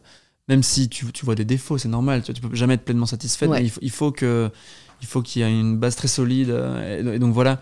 Et j'ai envie de prendre le temps pour le deuxième et de faire ça bien. Mais c'est vrai que l'époque qui actuelle, elle ne permet pas forcément ça, quoi. Il y a une demande constante et c'est vrai que j'ai l'impression que si tu fais pas un TikTok tous les 2 semaines et encore là c'est très peu, on t'oublie, quoi. Ouais. Donc c'est un peu dur. De quoi est-ce que tu te nourris pour écrire tes chansons? Bonne question. Plein de choses différentes en réalité. Il n'y a jamais d'automatisme, mais sur l'EP, donc le premier projet qui est sorti il y a 1 an, il s'appelait Un jour je, et donc c'était un peu une sorte de tous mes fantasmes et toutes mes projections un peu idéalisées de ma propre vie à moi. C'était une sorte de wishlist en fait pour ma vie en musique, tu vois, écrite. C'était maman, un jour je serai une superstar, dans Menteur, un jour je marierai un ange, pour ce côté recherche d'un amour idéal, passionnel. Et l'album, c'est déjà un peu plus ancré dans mon réel à moi. Il y a des morceaux qui sont inspirés de Jour -3, c'est ma première histoire d'amour réciproque, c'est les prémices de l'amour, c'est quand tout va bien et quand tu te dis qu'au bout de 3 rencarts, en fait, t'es tellement amoureux de l'amour que tu t'imagines avoir des gosses et papa, alors qu'en fait, tu connais même pas encore qui tu as en face de toi, mais il y a une idéalisation comme ça. Regarde-moi, c'est le titre de l'album et c'est aussi un morceau. Et en fait, c'est un regard de moi d'amour, c'est une sorte de regarde-moi, c'est un cri du cœur, un appel à l'aide, et plus regarde-moi, trouve la beauté qui est en moi, que regarde-moi, je suis beau, tu vois, parce qu'avec l'image que je dégage et compagnie, on peut avoir une idée très égocentrée de moi, je comprendrais, hein, alors que pas tant que ça en réalité. Et en fait, là, je m'inspire de Lady Gaga, qui est une grande femme et que j'adore, c'est mon idole depuis toujours, et en fait, dans une interview, elle racontait que à l'époque où elle s'est mise à chanter dans des bars chantants et compagnie, au piano, elle était personne, elle était pas Lady Gaga, il n'y avait pas les perruques ni les parures, et personne ne l'écoutait, parce que c'était du jazz, c'était pas forcément hyper catchy, quoi, on dirait. Et alors un jour, elle s'est mise toute nue, et on l'a regardée, enfin. Et l'anecdote, elle est rigolote, et en même temps, elle est pleine de vérité, tu vois, elle est triste. de vérité, elle est triste. Et regarde-moi, ça raconte l'artiste qui est prêt à faire tout et n'importe quoi pour être vu. Il y a un passage, et c'est mon préféré sur l'album, c'est où je chante: ce soir, je fais des bêtises, je m'arrache à coups de tease, la foule adore ma triste comédie. Ce soir, je strip et je tease. Et c'est ce truc-là, tu vois. Et c'est l'artiste qui est prêt à tout pour avoir un regard, juste 2 yeux, bienveillants, un sourire conquis, séduit. Et ça, c'est un peu ma vie aussi, en vrai. Avec moins de pathétique. L'aspect pathétique est moins poussé que dans la chanson, tu vois. Mais donc, je m'inspire de vraies choses. Et puis, j'invente des histoires aussi. J'aime bien endosser des rôles qui sont pas les miens. Parce que j'estime qu'à 21 ans, j'ai pas vécu grand-chose encore. Et qu'écrire un album autobiographique à mon âge, ça serait juste chiant pour tout le monde. Et donc, j'en rends des histoires. Il y a un morceau qui s'appelle J'aime ta violence, c'est l'un de mes préférés, et dans lequel j'endosse le rôle d'un cocaïnomane, en tout cas quelqu'un qui est addict à cette drogue, et qui en a besoin pour se sentir le plus fort, et qui en fait sa meilleure copine. Et donc, j'ouvre le texte avec 2 lignes qui disent je pourrais faire la guerre à n'importe qui, je pourrais faire l'amour à n'importe quoi, donc un sentiment de toute puissance, tu vois. Je pourrais faire la cour à Dame Minelli, je suis beau depuis que j'ai tous les droits, et puis je m'adresse à la cour. Alors c'est une sorte de double lecture, on le capte pas si je le dis pas forcément, mais après je dis: j'aime ta violence qui trace dans mes veines, je suis le plus fort depuis que nous sommes amis, tu n'es pas si blanche que tu en as l'air, je pense à la mort depuis que tu es parti. Et puis on se rend compte en fait qu'il a besoin de sa dose nécessairement, forcément. Ça devient une addiction et c'est moche. Et ça finit très mal puisqu'il meurt. Et c'est une sorte de tragédie autour de ça. Et j'aime bien, en fait, comme il faut parler d'excès, moi c'est ça qui m'intéresse. C'est la première chose que je t'ai dit quand on s'est rencontrés, mais je suis excessif. Et dans la musique aussi, tu vois, très baroque en fait. Très épique, très romantique donc. Et j'aime bien... c'est pour ça que j'aime le kitsch en fait. Et là je lis Kundera, enfin je commence à lire. Et donc...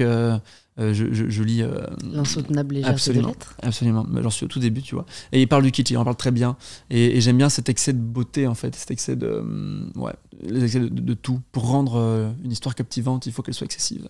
Tu parles pas mal de mort aussi, je trouve. Oui, c'est vrai, ça revient souvent, Enfin, t'as raison. en fait, c'est pas forcément que tu parles de mort, mais tu vois, j'ai écouté tes chansons, j'ai regardé un peu Mais ça les vient paroles. souvent. Mort revient souvent. Et le mot mort revient T'as souvent. Je sais raison. pas si c'est une question de rime, mais je me suis dit, putain, à 21 ans, C'est- ça Mais c'est l'obsède pas un peu. dark, c'est pas sombre comme on pourrait penser du tout, tu vois.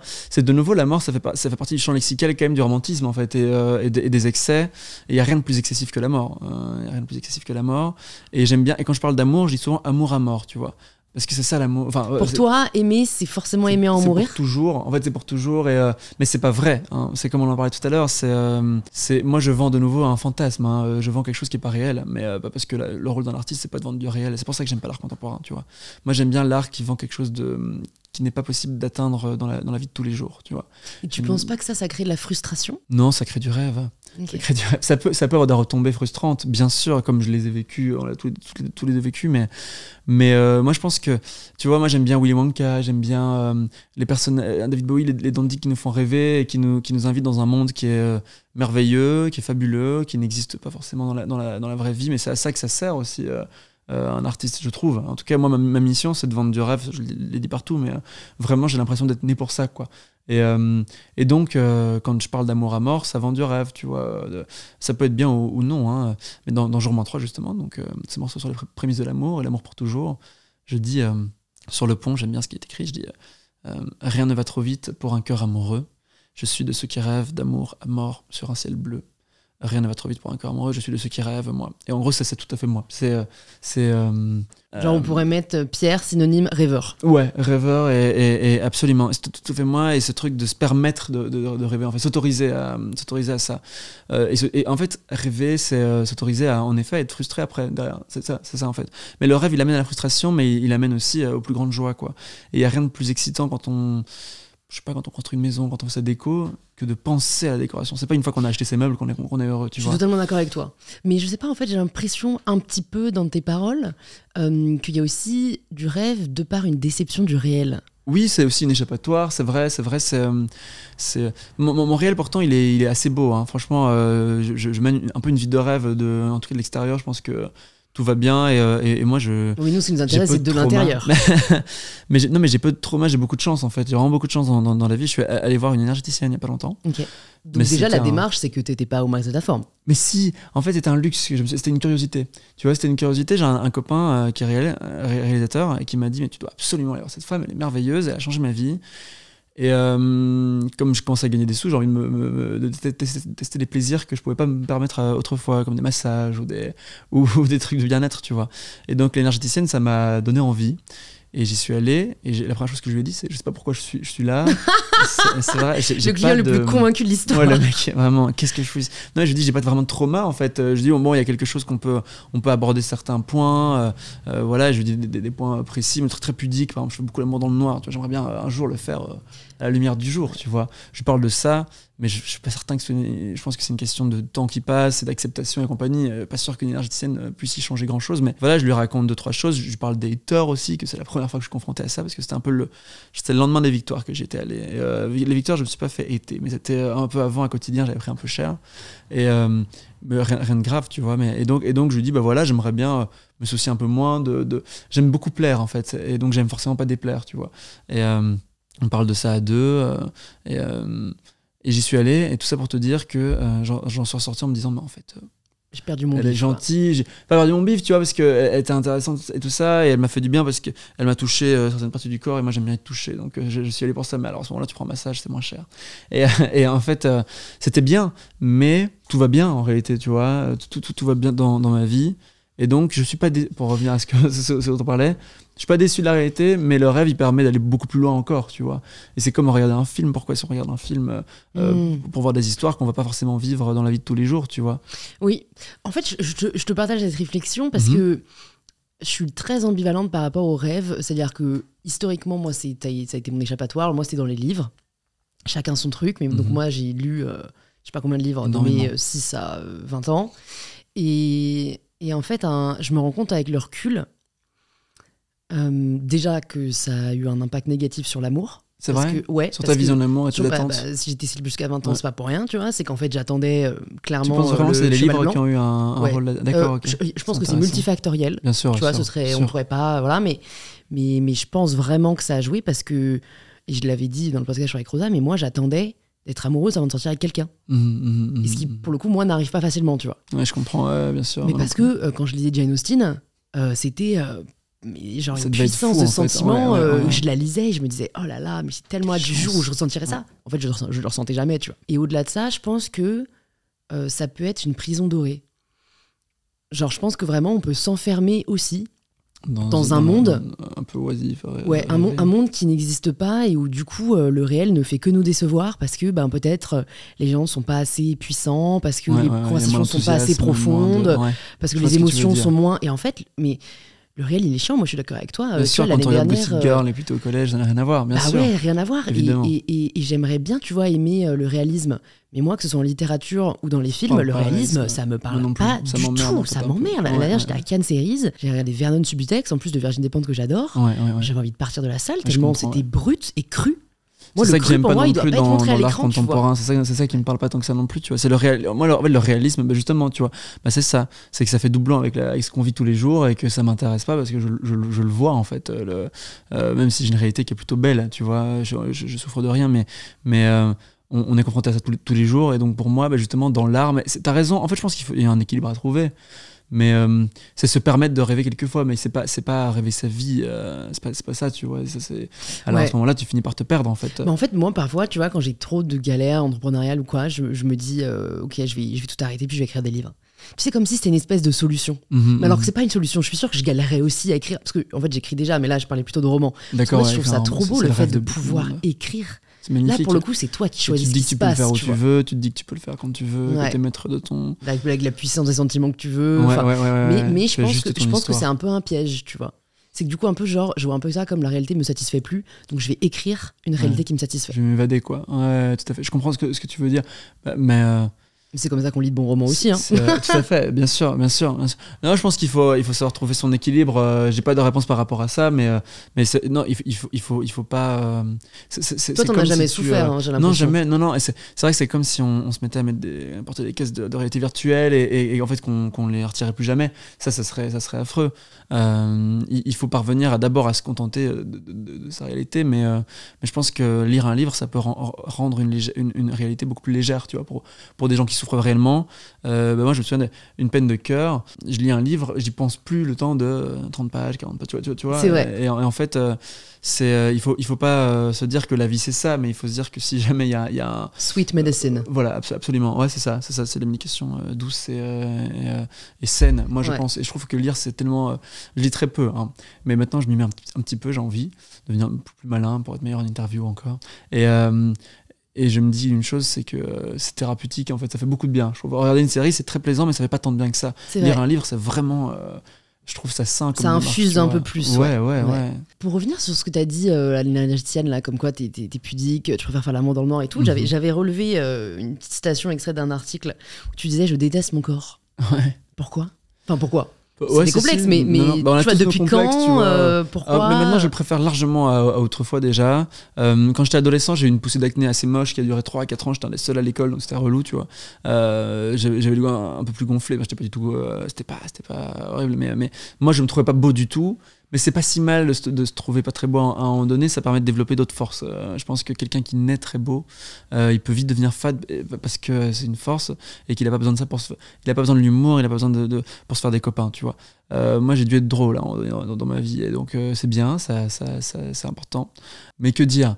Maintenant j'aime bien mon visage, j'ai plus de problème avec mon visage. À l'époque j'aimais pas du tout et depuis que j'ai 18-19 ans, il y a une sorte de transition qui s'est bien passée, un glow-up qui fait plaisir, tu vois.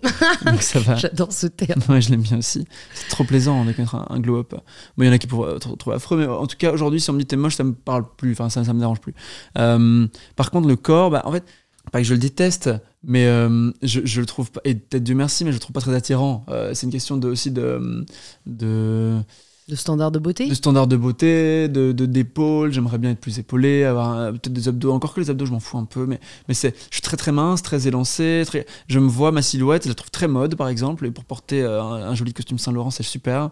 Mais par contre, pour faire l'amour. Je sais pas, moi j'aurais pas envie de faire l'amour avec moi, mais c'est normal aussi, ça, Dieu merci. Mais tu vois, il y a un truc où je me sexualise pas moi-même, et donc quand quelqu'un me désire, à la fois je trouve ça merveilleux et très, très bien, et en même temps je sais même pas si je suis encore prêt moi dans ma tête à être désiré, parce que je pense que ça passe d'abord par une totale acceptation de soi-même pour que ça soit divin, tu vois. Total, est-ce qu'on arrive un jour à une totale acceptation de soi, tu vois? Je suis pas sûre, hein. Est-ce qu'en allant à la salle, je serais mieux dans la peau? J'en sais rien, tu vois. J'en ai aucune idée. J'ai jamais fait l'effort. Mais je le ferai un jour, je pense. Mais voilà, c'est juste... je trouve pas mon corps... séduisant, quoi. Ouais, voilà. Il est difficile pour moi de le sexualiser. Et donc, c'est particulier. Mais je le trouve pas dégueulasse. Tu vois, j'en suis pas à ce point-là, Dieu merci. Et tout va bien. Mais c'est ça, quand je dis j'aime pas mon corps, c'est ça, quoi. C'est ce truc-là. Et je sais pas si certaines personnes sexualisent leur corps, mais je pense que tu peux t'en dire très bien dans ton corps et te dire que je suis sexy, tu vois. Et ça, c'est le rêve de tout le monde. Moi, je me trouve pas sexy, mais je me trouve d'autres choses, tu vois. Et c'est ça qui fait que tout va bien. C'est que tu te reposes pas dans tous les cas sur ton apparence physique. Je me trouve pas, hot, quoi. Il y a une autre citation que j'ai, pour le coup, là, c'est d'une de tes chansons. Alors, je t'avoue, j'ai pas noté laquelle c'était, mais tu dis « Et je meurs, moi, si le rideau tombe, et que tout ce monde ne s'y intéresse pas ». Tout à fait. Tu peux nous dire de quelle chanson c'est? C'est Regarde-moi. Regarde-moi. C'est mon texte préféré, je pense. Et moi, ça m'a interpellée quand j'ai entendu ça. Je me suis demandé si c'était, pour le coup, là, vécu, tu vois, c'est vécu par ta personne. Est-ce qu'il y a vraiment ce besoin de reconnaissance Mais je me l'explique pas, moi. C'est une bonne question. C'est besoin de reconnaissance parce qu'il existe. Hein. Il est réel, mais je pense que beaucoup d'artistes vivent avec ce syndrome-là, une envie d'être reconnu, d'être vu, tu vois. Mais je sais pas pourquoi, parce que j'ai toujours été aimé en réalité par mes parents qui s'aiment et qui nous aiment très fort, les 3 enfants, mes frères et sœurs, mes amis. J'ai toujours des copains, tu vois. J'ai pas été marginalisé, j'ai pas été harcelé, heureusement. Et donc, je m'explique pas trop ce truc-là, mais j'ai quand même malgré ça un besoin de vengeance et de revanche. Et tu vois, parfois je pense plus à ce que les gens du collège vont penser de moi et dire « Ah, il a percé, t'as vu, c'est ouf », que à ce que les pros vont dire. Je m'en fous un peu de ce que les pros vont dire. Je porte plus d'intérêt à ce que mes anciens collègues vont penser. Ce qui est un peu bête, c'est pas fondé en fait. C'est pas fondé, mais je sais pas pourquoi. Mais c'est un truc d'artiste, tu vois, comme je te dis, Regarde-moi, c'est... Quand tu te retrouves sur scène, parfois, moi, ça m'est arrivé d'être confronté à des publics qui sont sceptiques.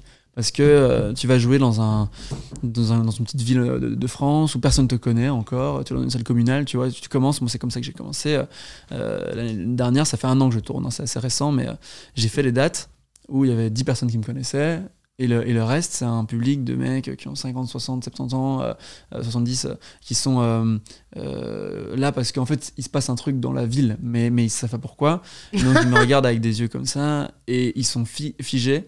Et moi, je cherche à tout prix une bouée de sauvetage, en fait, parmi le premier rang, quoi. Moi, mon premier rang, c'est mes bouées de sauvetage, et j'ai besoin d'un regard auquel me raccrocher. Donc, dès la première chanson, en fait, souvent, je scrute les gens en faisant un petit sourire, et je regarde qui répond, tu vois. En termes d'expression faciale, quoi. Et souvent, il y a beaucoup de visages fermés. Et c'est pas parce qu'ils sont méchants, c'est juste parce qu'ils sont timides, il faut les détendre. Sur scène, je parle beaucoup, tu vois, je raconte des blagues et tout ça. Je fais semblant d'être en détente pour les détendre aussi. Mais je crois que c'est une phrase que tu as aussi dite, je rebondis dessus, prétends et deviens. Ouais, complètement. Ouais, prétends, c'est un peu le fake it till you make it. Moi, j'ai fait toute ma vie. Toute ma vie, c'était ça. Et quand je me souviens, tu sais, on est tous un peu des fraudes quand on commence. Et on est invité à des événements via des gens, mais en fait, la marque, elle t'a jamais invité. Mais tu vas quand même faire le photocall et tout ça pour te montrer sur ton Instagram en mode ouais, j'ai été invité par Burberry, mais en fait, non, Riccardo Tisci, il connaît pas, il sait pas ce qui je suis, tu vois, mais vas-y. Et moi, ça m'intéresse, les personnes qui sont pas dans tous les médias, dans tous les podcasts. Pour le coup, moi, je suis partout. Hein. Pas les podcasts. Ouais, mais je sais pas, tu vois, t'es partout, mais dans un monde assez encore traditionnel, entre guillemets. Ouais, limite, enfin, j'en sais rien, ça c'est clairement une interprétation de ma part, mais moi de l'extérieur, j'ai l'impression que t'es plus connu soit par nos darons, ouais, bien sûr, regarde c'est complètement Ruquier, ça. Ouais, c'est Figaro, Europe 1, Figaro, machin, Parisien ou par la jeune génération qui est sur TikTok. C'est vrai. Et moi, j'ai que des 20-30 quasiment, donc Inch'Allah, cool. Ils te découvrent. Génial. Voilà. C'est la meilleure communauté. mais bien sûr, non mais c'est vrai, et c'est ceux qui font, qui propagent le mieux le truc. Mais moi, j'ai beaucoup de darons. C'est marrant, mon public, c'est essentiellement des darons, des mamans. Elles m'adorent. Je sais pas pourquoi, tu vois. Moi, je les adore aussi. T'as toujours eu un truc. Je sais pas. Il y a des rappels de, je sais pas, de Tendao, Pierre Rapsat, des trucs comme ça qui leur ont rend plus peut-être, et puis même dans le personnage, il y a ce côté, c'est ce qu'elle me dit souvent, c'est pas moi qui l'invente, mais genre idéal, tu vois, et ça me fait rire. Et donc j'adore les mamans. C'est vraiment public. J'adore. C'est rigolo. Mais donc pour parler de perso, attends, je m'étais noté aussi, Ouais. le rôle du personnage au-delà du chanteur, en fait, c'est quoi pour un artiste ? Parce que tu parlais de Lady Gaga qui est une inspiration, elle, je pense qu'elle a poussé le truc, tu vois, à l'extrême, c'est assez impressionnant. Et encore, elle a fait un film, mais je pense qu'avant le film, moi je l'aurais pas reconnu dans la rue, tu vois, tellement elle jouait toujours un rôle. Toi, comment t'as réfléchi ce personnage ? En fait, je l'ai pas réfléchi du tout, mais c'est un prolongement de moi-même, et je pense même que Lady Gaga c'était un prolongement d'elle-même. Et même s'il y a une énorme différence entre la personne qui est ici, là, maintenant, et la personne sur scène qui est exaltée et hyper flamboyante, c'est en moi, c'est pas un alter ego, tu vois. C'est pas comme David Bowie qui faisait ses Ziggy Stardust. Tu vois, tu l'actives en fait je l'active, quand c'est propice, quoi. Et quand c'est propice, et c'est aussi peut-être pour me défendre, pour me protéger, j'en sais rien, tu vois, toutes les parures entre guillemets, c'est juste un costume très bien, tu vois, comme je te dis, j'aime pas mon corps, bah justement la mode elle me sert à ce niveau-là, parce que quand je porte un très beau costume, je sais pas, Gucci, Saint Laurent, c'est une marque avec qui je travaille souvent, un peu épaulé, cintré à la taille, qui me font une belle silhouette. Là, je me sens vraiment beaucoup moins vulnérable, je me sens plus fort, et je chante mieux en costume que je sais pas, dans un joggos ou n'importe quoi, tu vois. Et donc le personnage, c'est moi, c'est simplement qu'il est poussé à son extrême, et que c'est comme si je prenais tous les curseurs et que je les poussais au maximum. Mais ça reste moi, et je l'ai pas pensé, et il y a pas grand chose qui a été pensé en fait. On dirait, et les gens, je l'ai lu sur Twitter, ça de nouveau, je lis beaucoup sur Twitter. Ne jamais regarder Twitter, il ne faut pas. Ouais, bien sûr, mais je le fais encore. Mais je vais m'arrêter avec le temps, je pense que quand je serai assez mature pour ça.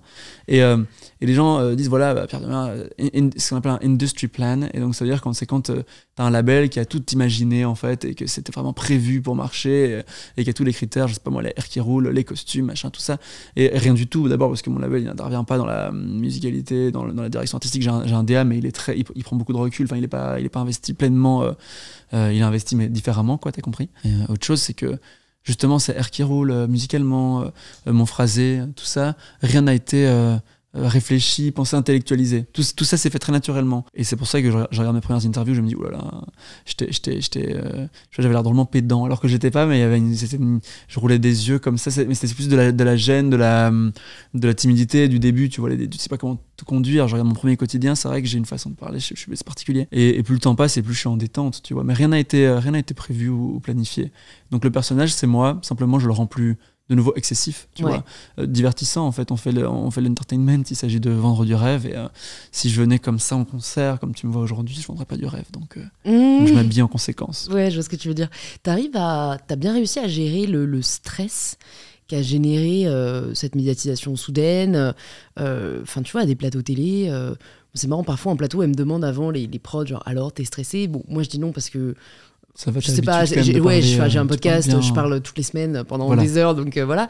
Mais c'est vrai qu'au début, il y avait quand même un petit truc. Je sais pas, est-ce que tu as appris à le gérer? Est-ce que c'est le fait sur scène, du coup, c'est à regarder ces die-hard fans? Gens, absolument, ouais. C'est juste une question d'habitude, pour moi en tout cas. Il y en a qui s'en remettent jamais du track. Moi, les premiers concerts, c'était affreux. Je tremblais, mais physiquement, je tremblais avant de monter sur scène, et ce pendant une demi-heure, tu vois. Et maintenant, il y a les 3 minutes qui précèdent où je dois aller aux toilettes et je suis un peu foufou, mais sinon pour le reste, je gère beaucoup mieux qu'à l'époque. Et je me souviens de mon premier quotidien, on est resté 4, 5, 6 heures dans les coulisses, et c'était affreux psychologiquement.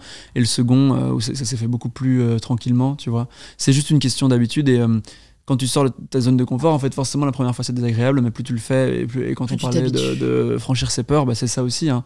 Parfois, je me retrouve sur un direct aux Victoires, et je suis là, genre 30 secondes avant le direct, et je me dis, qu'est-ce que je fous là? Pourquoi je fais ça? Pourquoi je me torture, tu vois?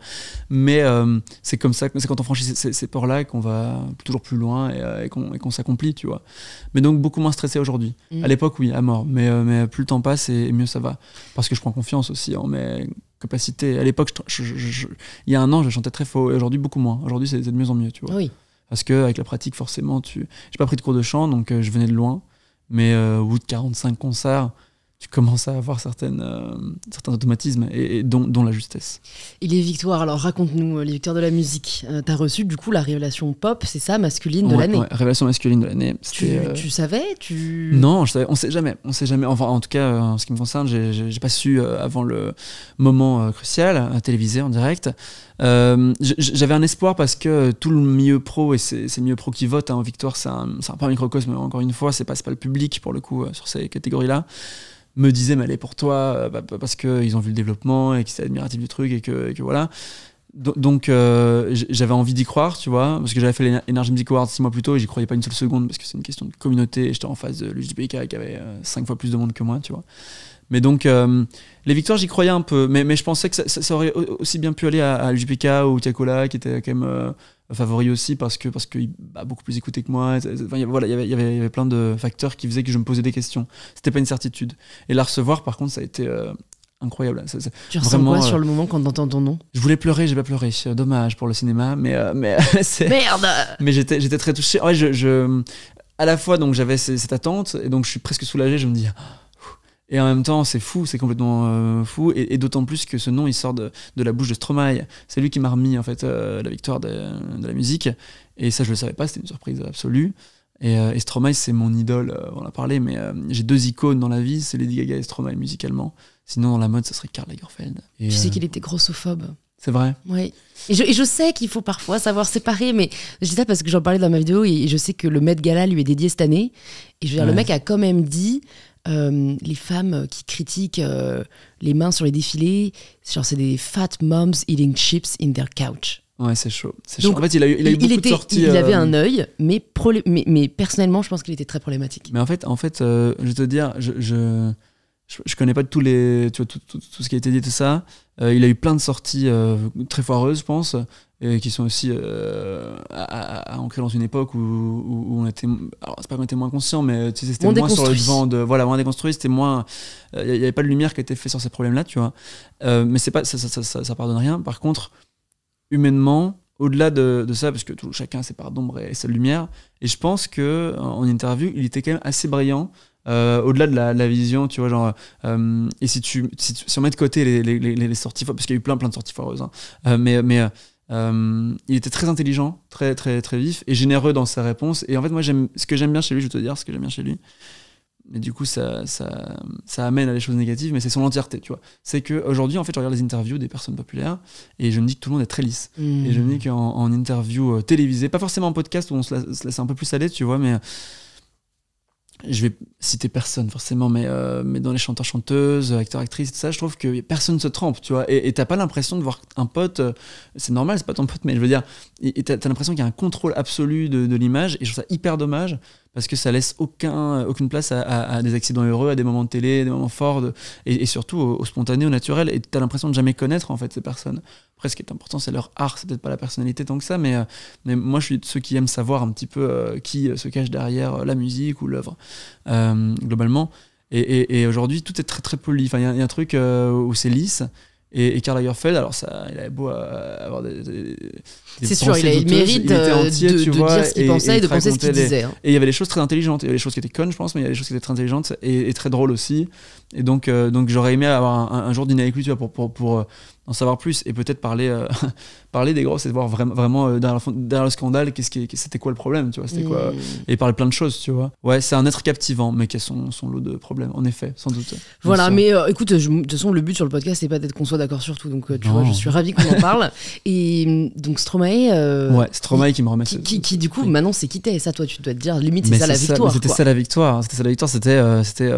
Stromae, c'est mon idole, ça fait 10 ans que moi je saigne tout, enfin ça fait plus que ça en fait, ça fait 15 ans quasiment. Et en fait, après on a eu l'occasion de parler, mais dans d'une minute 30, donc c'était très court. Et ce qui était beau, c'était qu'il répondait aux attentes que j'avais lues entre guillemets humainement, c'est qu'il était aussi simple et intelligent et gentil que ce que j'avais espéré toute ma vie, imaginé en tout cas. Et il m'a dit. La chose qu'il m'a dit, c'est tu sais, on regarde quelques interviews à toi avec ma femme et on rigole beaucoup. Et j'étais tellement heureux d'apprendre ça. Et puis j'ai eu son frère qui était trop charmant, qui m'a dit qu'il aimait beaucoup le morceau Regarde-moi. Donc j'étais t'as écouté, waouh, c'est fou. L'alarme, elle est venue là. C'est fou. Et je peux pas être sûr que Stromae ait déjà écouté l'album, mais il prendra le temps un jour ou l'autre. Mais voilà, et donc c'était un rêve qui devenait réalité ce jour-là. Tout, c'est comme si tous mes rêves avaient été une sorte empilés sur une soirée, quoi. C'est la victoire, le trophée, la cérémonie, le tapis rouge, il n'y avait pas vraiment de tapis rouge, mais un photocall, en Saint-Laurent, remis par Stromae, cette victoire, tout était absolument féerique, quoi. Ouais. Pour le tu coup, vois, là, comme quoi les rêves parfois deviennent réalité. Bien sûr, mais il faut se donner les moyens de leur donner lieu, tu vois, qu'ils prennent vie. Lady Gaga et Stromae, c'est toutes les deux des personnes qui ont eu des gros problèmes de santé mentale. C'est vrai, bien sûr. Moi, je les respecte beaucoup pour d'ailleurs en avoir parlé publiquement et pour avoir sensibilisé sur ces sujets-là. Ça te fait pas peur de te dire putain, peut-être que ça va avec la vie d'artiste, peut-être que... Parce que du coup, de ce que tu me dis, t'en as pas connu encore. Non, j'ai beaucoup de chance à ce niveau-là. En fait, je pense que j'ai un socle qui est très solide, tu vois, une base qui est très très solide parce que justement j'ai été aimé et élevé dans un milieu qui est sain, j'ai l'impression, avec des valeurs que je trouve belles et donc jusqu'ici tout va bien, tu vois. Maintenant je pense que tout peut t'arriver avec le surmenage, tu peux très bien te confronter à des personnes qui sont hyper toxiques du jour au lendemain, tu sais jamais ce qui peut t'arriver en fait. Un accident est si vite arrivé, mais là maintenant j'y pense pas. Ça pourrait arriver, mais je pense que ça peut arriver à n'importe qui, n'importe quand. On est peut-être plus exposé parce qu'on rencontre plus de monde, parce qu'il se passe plus de choses à la minute, plus d'excès. Mais tu vois, déjà, ce qui est pas mal, c'est que je prends pas de drogue, je bois raisonnablement, je suis pas un homme... j'ai peu de vices, je suis un grand flambeur. Tout ce que je gagne, je le dépense. Vraiment, il n'y a pas un euro qui reste dans ma poche. Mais pour le reste, c'est un peu mon vice principal. Sinon, je peux pas me reprocher des choses vraiment qui soient autodestructrices, et ça, Dieu merci. Donc je vais essayer de me préserver mentalement et physiquement. Je pense qu'il ne faut pas que le corps lâche à un moment donné. Il faut arriver à adopter un rythme. C'est vrai que j'ai un rythme hyper intense et qu'il y a des allers-retours tout le temps, partout. La tournée, c'est intense. Là, j'ai 14 dates quasiment sur Mars. Ça fait une tous les 2 jours. C'est quand même beaucoup, tu vois. C'est quoi ta gestion du temps en ce moment ? En ce moment, en fait, je ne gère pas du tout mon temps. C'est que je me lève le matin à l'heure qu'il m'est demandé de me lever et je découvre ce que je fais tu vois, de la journée. Après, Parce que c'est tes attachés de presse qui gèrent il y a le management qui gère un planning, en fait, et on a un planning commun, quoi, où toutes les personnes avec qui je travaille voient ce planning, ajoutent des trucs, font en sorte que ça soit bien rempli pour avancer, c'est normal. Après, je demande des jours off, tu vois, je suis pas idiot, j'essaie de me préserver. Et tous les mois, j'ai 1-2 jours qui sont bien off, tu vois, donc il n'y a pas de souci. Mais c'est vrai que c'est un rythme effréné. Et donc, très vite, tu peux te retrouver à un moment donné à te dire waouh. Et genre, cette semaine, elle ressemble à quoi ? Bon, on est quel jour ? On est lundi, donc je commence avec toi. Ensuite, je vais rencontrer, c'est très drôle, un agent acteur qui travaille chez AS. Alors moi, je suis pas du tout acteur, très mauvais acteur même, je vais lui dire tout de suite. Mais il voulait me rencontrer et j'ai envie de me fermer aucune porte. Donc voilà, je trouve ça rigolo, même si c'était pour une pub, n'importe quoi. Tu vois, c'est intéressant de rencontrer le gars, qui est très bien. Ensuite, j'ai des promos, beaucoup de phoneurs. En ce moment, c'est beaucoup d'appels téléphoniques qui durent 20 minutes, 25 minutes, avec la presse régionale pour vendre en gros, pour annoncer les concerts partout en France. Demain, je pars en date et j'ai un rendez-vous le matin avec une maison de couture, je sais pas encore pourquoi, j'aimerais bien un gros contrat, mais j'en sais rien, on verra bien. Et puis date, après-demain, 2 jours de résidence, donc c'est préparation du concert, en gros mise en scène. Je vais rencontrer pour la première fois un metteur en scène qui va m'aider à occuper l'espace mieux que ça, tu vois. Et rôder le set, raconter une histoire en live, et puis concert encore. Donc il y a 3 concerts cette semaine, 2 jours de résidence et de la promo. Et en fait, les jours de concert, ce qui se passe, c'est qu'il y a aussi 4-5 interviews par jour au téléphone. Donc c'est souvent, t'es très sollicité, et d'autant plus que le concert il dure 1 heure, 1h15. Mais ensuite, moi je veux toujours voir les gens après. Tu vois, il y a toujours, moi je fais pas des salles de 5000 places. Hein, quand c'est en région, c'est des 500, 600 places. Mais ça dure nécessairement 1h30, 2 heures après le concert. Et donc en fait, tu travailles, t'as des balances qui durent 2 heures, t'as les concerts qui durent 1 heure, et puis t'as encore 2 heures de ça. Et donc ça fait 6 heures intenses où tu dois être à ton maximum. Et donc c'est vrai que quand toute l'équipe, elle veut faire la fête, parce que j'ai des fêtards dans mon équipe avec mon frère qui m'accompagne, qui est très fêtard, mes musiciens et tout, on rentre dans le van à l'hôtel, il est 1h du matin. Moi j'ai qu'une envie, c'est de me foutre au lit, parce que le lendemain on se réveille à 7h pour aller autre part. Et eux font la fête jusqu'à 4h du matin, je sais pas comment ils font. Mais je dors. Ouais, moi non plus, je sais pas. Moi je dors vrai que, à minuit, 1h, je suis au lit, quoi. Ouais, d'avoir ce degré de présence, en fait, je trouve que c'est ça. Je sais pas comment dire. C'est ça, c'est de voir j'ai ressenti en dédicace, tu vois. Tout le temps. T'es obligé d'être. Les gens arrivent, t'es obligé d'être connecté. Là, tu peux pas avoir un instant d'égarement parce qu'en fait, tu regardes dans le vide, le mec il dit mais il m'écoute pas, tu vois. Ouais. Et parfois, j'ai un tout petit toute petite déconnexion qui dure 5 secondes et je me dis Pierre, qu'est-ce que tu fais? Et en fait c'est juste que ça fait 3 heures que tu parles à des gens continuellement, et quand tu es dans une discussion tu as le temps d'écouter l'autre, souvent c'est des discussions qui sont à plusieurs. Ici avec les fans, un par un, c'est toi qui parles la plupart du temps, tu vois, tu poses des questions et compagnie, mais c'est toi qui anime, c'est ton rôle, et tu dois t'adapter à la personne que tu es en face. C'est particulier comme exercice, surtout que je suis très bavard et je donne quand même beaucoup, donc les sessions dédicaces durent longtemps souvent. Et ça t'inquiète pas pour l'avenir, dans le sens où, en fait, je trouve que les musiciens, vous avez un peu un dilemme compliqué qui est que soit tu t'accèdes plutôt à la notoriété durable, où il y a un vrai public qui te suit, mais où du coup, ça veut dire concert, ça veut dire album, ça veut dire critique, ça veut dire... tu vois, je trouve qu'être en tournée incessamment, ça doit être vraiment chiant, tu vois. C'est pas chiant, c'est fatigant. Ok. moi, ça me ferait chier de faire tous les soirs la même chose, je le dis. C'est vrai, ouais. En fait, vraiment, et là, ça fait phrase bateau, mais c'est la réalité, c'est que c'est jamais la même chose, vraiment. Parce que mon show, il est pas millimétré du tout, en fait. En tout cas, à l'heure qu'il est, peut-être que dans 5 ans, ça sera un truc, tu sais, tourner des stades, c'est partout la même chose. Je me le souhaite, en réalité, ça voudrait dire que j'ai réussi, mais chaque soirée, elle est tellement différente. Parce que les notes sont fausses ailleurs, parce que mes interventions elles sont jamais calculées, je sais pas ce que je vais dire en fait de la soirée. Sûr. Les gens ils sont pas les mêmes, t'as des publics qui sont très mous, il y en a d'autres qui sont parfaitement dynamiques et qui sont géniaux. Voilà, t'as des gens qui donnent à fond et tu te dis waouh, mais quel rêve. Et donc souvent je m'endors dans mon lit d'hôtel et je me dis putain la chance en fait, et je suis trop content, et surtout les rencontres justement, les rencontres fans c'est jamais les mêmes parce que chaque personne est différente, a un truc différent à t'apporter. Tu découvres des cadeaux, des dessins, tu te dis mais c'est pas possible qu'on m'apporte autant d'affection, d'attention, c'est fou, tu vois. Et donc c'est jamais la même chose, franchement, c'est jamais la même chose. Mais je comprends. Donc voilà, donc d'un côté t'as et potentiellement cette superstarisation comme Lady Gaga, mais donc avec tout ce qui va avec. Ou alors t'es condamné à être pas écouté. Et ça, pour un artiste, c'est hyper compliqué. Ou alors passer ta vie à essayer de, tu vois, avoir une forme de notoriété, de sortir la tête de l'eau. Voilà. En tout cas, ce à quoi, au final, aucun artiste n'aspire. Mais je sais pas si tous les artistes ont vocation aussi à aspirer à être une superstar, tu vois. Ah, mais il y en a plein qui veulent pas du tout. Hein. Il y en a plein qui détesteraient ça. Moi j'aime bien, moi je pense que j'aime bien. Alors il y a des côtés qui sont fatigants, il y a des côtés négatifs, mais il y a beaucoup de choses qui sont cool. Moi tu sais, j'ai beaucoup rêvé devant, quand on parle de vendeurs de rêves, tu vois, Lady Gaga m'a fait beaucoup rêver. Et ce qui me faisait rêver, c'était ses sorties d'hôtel de palace, dans des tenues pas possibles, avec ses hordes de paparazzi. C'est une sorte de glam, tu vois, qui est hyper superficielle.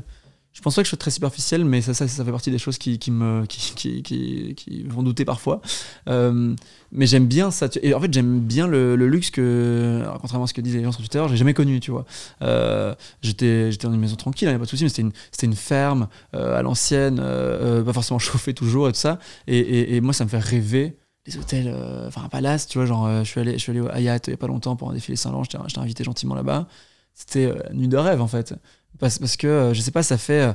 c'est comme dans les films, tu vois. Il y a un truc romantique de nouveau, excessif, ça c'est l'excès, encore une fois, mais vécu pour de vrai, matériellement. Bon, c'est un peu... Je pense qu'on s'en lasse très vite, mais pour les premières fois, et là, ce sont mes premières fois, ça me fascine et j'aime bien. Donc, être une superstar, oui, moi, c'est pas pour les hôtels que je le fais, mais ça, ce qui va avec, c'est justement tout cet amour du public. C'est un booster d'ego aussi, bien sûr. Se dire que ce que j'écris est fédérateur, c'est hyper beau. À parvenir à faire une œuvre universelle, je trouve ça magique, moi personnellement. Et puis c'est un train de vie, c'est les défilés justement, tout ce truc là, ça permet d'accéder à plein de choses qui sont mes passions auxquelles j'aurais pas forcément accès, tu vois. Justement, être invité au défilé à droite à gauche, c'est un truc qui me fait rêver depuis toujours. Enfin, depuis que j'ai découvert la mode, ça fait 7 ans. Et là, ça y est, doucement, j'y ai droit. Et donc, ça fait partie des raisons qui font que j'ai eu envie de ça. Même c'est une question de caractère et c'est inné, tu vois. Et je vois des groupes indés que j'adore et qui sont sur scène et ils s'éclatent à mort. Mais il y a 200 personnes dans la salle et s'il y en avait 5000, je pense qu'ils seraient pas aussi à l'aise et qu'ils feraient pas autant, tu vois. Et ils aiment bien ce côté rock, punk, garage. Moi, c'est pas moi ça. Mais j'aime bien y aller en tant que spectateur, par contre. Je vois ce que tu veux dire. Donc, ouais, t'es à l'aise avec l'idée de potentiellement... demain, faire des tournées dans le monde entier. Ça me fait rêver, franchement, ça me fait rêver. Ouais. Okay. Ouais, sélectionner mes dates, faire des grandes salles avec un public qui est fou, qui te voit comme une espèce de demi-dieu façon Farmer, tu vois. Ça, c'est cool, c'est un rêve. Mais ça vient avec le temps et le travail. Quand est-ce que tu te diras que t'as réussi ? C'est une bonne question, vraiment. Parce qu'il y a plein de gens qui me disent déjà que je suis une star alors que pas du tout, tu vois. Moi, je me sens pas star d'abord parce qu'on me reconnaît très peu dans la rue. Parce que j'ai pas encore tous les avantages qui vont avec. Mais quand est-ce que... Je pense que remplir un Bercy, vraiment, c'est déjà une belle preuve de réussite. Ça veut dire que tu parviens à mettre d'accord 20 000 personnes dans la capitale, de venir te voir en concert. Franchement, c'est très beau. J'ai pas envie de conquérir uniquement Paris, parce que c'est un microcosme, Paris. Moi, j'ai envie de conquérir toute la France et la Belgique, et peut-être un jour la francophonie dans le monde. Et le monde, en réalité, pourquoi pas ? Qui sait ? Parce que le jour où je dépasse le français, ça veut dire que la musicalité est assez forte pour que les gens qui parlent pas ma langue kiffent ma musique, tu vois. Ce que Stromae a réussi à faire. Indila aussi, tu vois. Moi, Indila, il y a beaucoup de gens qui l'ont moqué en mode plaisir coupable. Moi, j'adore Indila. Je trouve que les mélodies sont dingues. Les prods sont justement hyper kitsch, mais dans ce qui me plaît du kitsch, la voix est folle. Et donc ça me parle. Et Indila, Stromae, ils sont parvenus à outrepasser les frontières. Comment ? Parce que la musicalité, justement, c'est de voir les mélodies, elles sont assez fortes, elles se suffisent à elles-mêmes. Et ça voudra dire que j'ai réussi. Mais déjà, remplir un Bercy, c'est très beau. C'est un beau symbole.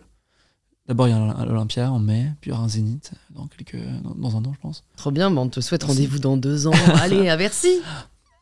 3 ans. Je demande une petite dédicace. Tu diras dédicace à Louise, avec qui j'ai fait mon premier podcast. Bien sûr. Et à qui j'ai dit que je rêvais de faire Bercy. Bien sûr, Louise, bien sûr. Voilà. Je serai là, fais gaffe. Écoute, je vais te poser quelques petites dernières questions. Déjà, je me demande, t'as déjà fait face à une panne d'inspiration ou tu vois un gros moment de doute créatif ? En vrai, oui, alors, à la fois c'est trop tôt pour dire ça parce qu'il n'y a eu qu'un album et que ça a été sur 1 an, ce qui est une période assez courte de création et tout s'est bien passé. Mais bien sûr, il y a eu parfois tu as un mois, c'est pas très long 1 mois, mais des fois tu as 1 mois où rien ne vient. Et alors tu fais les trucs, tu fais les trucs, mais c'est nul. Et tu t'en rends compte et donc tu te dis, mais est-ce que j'ai perdu le truc, tu vois ? Et puis c'est toujours très rassurant de faire une bonne chanson, alors tu te dis, ah non, ça y est, je sais encore faire. Et une bonne chanson, tout est relativement, j'aime bien. Et donc... je me suis pas encore mis sur le 2e album. Je suis très curieux de voir ce que ça va donner, tu vois, parce qu'il y aura une pression en plus. Là, il n'y a pas d'attente en fait sur le premier. Sur le 2e, il y a des fans qui auront envie de certaines choses, qui auront des attentes. Le 2e, il doit être meilleur, mais c'est le plus dur aussi. Le 2e, c'est un peu l'album du vautrage souvent, mais ça peut pas être le cas. Comment tu le vivrais, tu penses ? Si c'était un vautrage, très mal, très mal. Je pense que tout le monde vit un échec très mal, tu vois, parce que. Ouais, mais tu vois, je suis très admirative des personnes qui me disent. Et d'ailleurs, c'est le cas d'une amie chanteuse, Lucie Lebrun, qui est dans le groupe les LEJ, où quand tu vois, elle a un bid à un concert ou à un de leurs albums ou un son, je sais plus vraiment de quoi elle me parlait, je crois que c'était plutôt un concert, elle me disait « Non mais attends Loulou, c'est comme ça qu'on apprend ». Genre moi j'en tire toujours des enseignements de fou et je me dis waouh c'est fort. C'est très Après fort. peut-être que le fait d'être dans un groupe, tu vois elles sont 3. Ouais, il y a ce côté où c'est tu vois, c'est moins personnel, moi, c'est moins personnel personnellement. Peut-être moins personnel, mais c'est quand même très sage comme façon d'aborder les choses parce que moi je vois ça avec beaucoup moins de distance, je t'avoue. Alors un concert, tu peux voir un concert, c'est très frustrant parce que tu te dis que t'as déçu des gens et toi t'es le premier déçu. Mais c'est un concert et t'en auras 200 autres. Par contre, un album, moi j'ai pas l'impression que je vais faire 15 albums dans ma vie. Et tu mets tellement de passion et de temps et de ton âme dans un album, ça paraît un peu bateau dit comme ça, mais 1, 2, 3 ans de travail, c'est quand même gigantesque. Je pense que quand tu fais un livre, tu peux pas te permettre de dire ça pourrait être un échec. Bon, voilà. Tu vois, moi, dans ma vie, je pense que je ferais 3 albums max, 4 max. Je pense. Non, mais attends, t'en as fait un déjà à 20 ans. Donc, ouais, mais je sais pas. Tu vas pas en faire un tous les 20 ans, j'espère. Non. Mais je pense qu'à 30 ans, j'arrêterai et j'irai faire autre chose, tu vois. Ah bon ? Ouais, je me vois ça comme ça. Pourquoi ? Peut-être que j'aurais fait le tour. Moi, je trouve que ce qui a de la valeur, c'est la fraîcheur dans la musique quand on apporte quelque chose de nouveau. Et peut-être qu'à 30 ans, je serai plus forcément aussi frais, tu vois, j'en sais rien, je dis ça comme ça, hein, et sans doute que je me trompe et qu'à 35 ans il y aura un album qui sortira et je viendrai le défendre chez toi, mais t'as pas d'autres idées en tête en tout cas? En fait, il y a d'autres choses qui me passionnent. Justement, la photo de mode, en réalité, ça fait hyper longtemps que j'en ai plus fait et ça m'amuserait d'en refaire dans quelques années, tu vois. En plus, j'aurais plein de copains connus, ce serait marrant. Je pourrais faire des photos d'eux, des personnages intéressants, atypiques. Il y a trop de choses à faire, tu vois. La mode, bon, je dessine très mal, je pourrais pas faire ça, mais je pourrais m'y intéresser quand même d'une façon ou d'une autre. Je sais pas encore quoi, tu vois, mais... T'as envie d'explorer aussi tes autres passions, explorer d'autres choses, bien sûr. Pas me limiter à la musique. Écoute, tu nous as dit que tu lisais pas beaucoup, mais est-ce que t'aurais une ressource, que ce soit un livre, un film, enfin, tu vois, ce que tu veux, une chanson même peut-être, qui t'a particulièrement touché et que t'aimerais recommander aux personnes qui nous écoutent? Mais c'est hyper connu, mais je pense qu'il y a beaucoup de gens qui le connaissent pas encore. Mais c'est une série. Moi, j'aime bien rire et ça me fait du bien après une journée de studio déprimante ou alors un concert de me lâcher avec mon frère et on regarde The Office. Et The Office, c'est vraiment extrêmement drôle.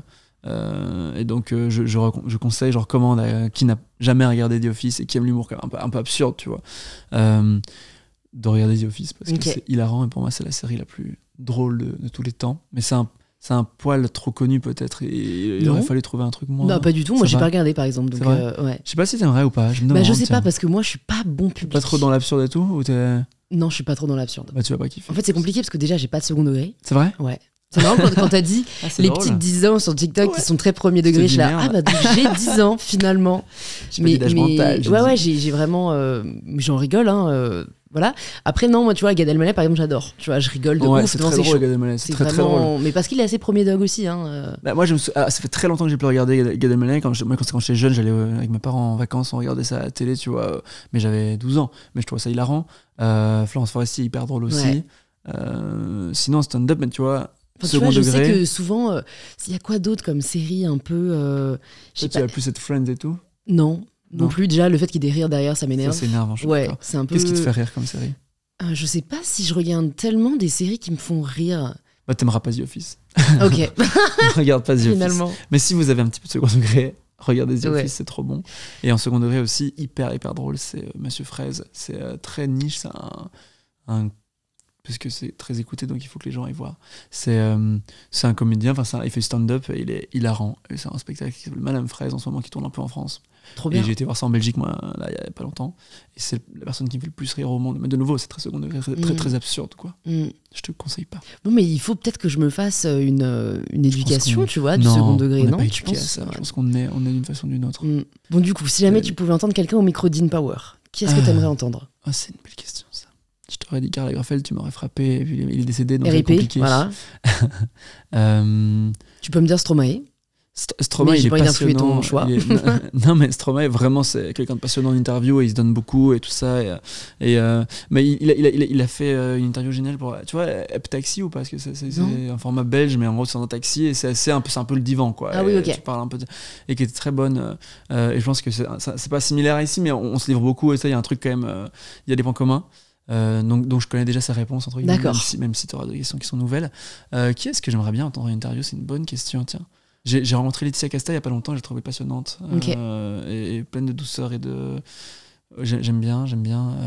En vrai, si t'as Joko un jour, j'écouterai l'épisode du début à la fin, et c'est sûr, parce que c'est marrant. Juste pour revenir au second degré, tu sais, moi je suis très second degré. Non, mais aujourd'hui je t'ai parlé assez premier degré, j'ai dit des vérités, mais c'est marrant. Ouais. Il s'en remet pas. Par contre, pour l'amour, tu vois, l'humour c'est tellement important. J'ai eu des relations où juste on riait pas assez. Alors ça finit à cause de ça. Et tu préfères rire ou faire rire? J'aime bien les deux. Faire rire, c'est très très flatteur. C'est hyper bon pour l'ego et j'adore faire rire parce que tu te sens très séduisant et pour le coup c'est sexy. Mais j'aimerais beaucoup qu'on me fasse rire. Et jusqu'ici, justement, j'ai plus fait rire que rire vraiment. Et donc maintenant j'ai envie de connaître les deux. Ce serait ça la réciprocité parfaite de les candidatures sont ouvertes, mais on veut un vrai compte. Un vrai compte et les cheveux bouclés. Écoute, je vais te partager la question signature du podcast. Ouais. Ça signifie quoi pour toi, prendre le pouvoir de sa vie? Prendre le pouvoir de sa vie, je pense que c'est de se permettre aucun regret. Ne pas s'autoriser à avoir des regrets, c'est ça, c'est dire les choses quand il le faut et quand on en sent le besoin, tu vois. Et c'est exactement ce que j'ai fait avec mon premier amour, on en parlait au tout début, mais voilà, je suis tombé amoureux et j'ai estimé qu'il fallait que je lui dise parce que sinon je pouvais potentiellement... Il y avait une chance sur 100 que ça soit partagé, mais cette chance-là, si je passais à côté, je passais à côté de ma vie, tu vois. Et pour moi, prendre le pouvoir de sa vie, prendre le contrôle, ça passe par là. C'est affronter ses peurs. C'est très bateau ce que je dis, mais je pense que c'est la réalité. Et sortir de sa zone de confort, c'est surtout ça. Parce que si j'avais eu peur de faire de la musique mon métier par crainte de gagner de sous, en fait, simplement aussi, je serais... Tu serais pas là mort de regret, je serais pas là aujourd'hui d'abord, et dans 10 ans, je pense que je serais très malheureux. C'était du second degré là, non? Oui, bravo. Yes. Tu vois, comme quoi? Je l'ai cerné. Et je vais t'apprendre des choses. Non, mais c'est juste la peur des regrets, c'est ce qui me motive constamment. Et c'est pour ça que je fais plein de choses et que je plonge les deux pieds de tous les pièges qu'on me tend. Amoureusement et professionnellement, et je suis prêt à rêver. Et c'est ça, en fait, prendre le contrôle de sa vie, prendre le pouvoir de sa vie. Ne s'autoriser aucun regret. Mourir d'avoir essayé. Tout faire. J'adore. Tout essayer. Écoute, merci beaucoup Pierre, c'était hyper chouette de te recevoir au micro d'InPower. Avec grand plaisir. Pour les personnes qui nous écoutent, qui veulent en savoir plus sur toi, qui veulent se procurer l'album, où est-ce qu'on les redirige ? Je vous redirigerai sur Instagram, Pierre Demar, du coup, M-A-E-R-E. Et j'y poste tout. Ma vie. Génial, je mettrai ça dans les notes du podcast. Merci. Et j'espère à bientôt. À très bientôt, merci, c'était un plaisir, vraiment.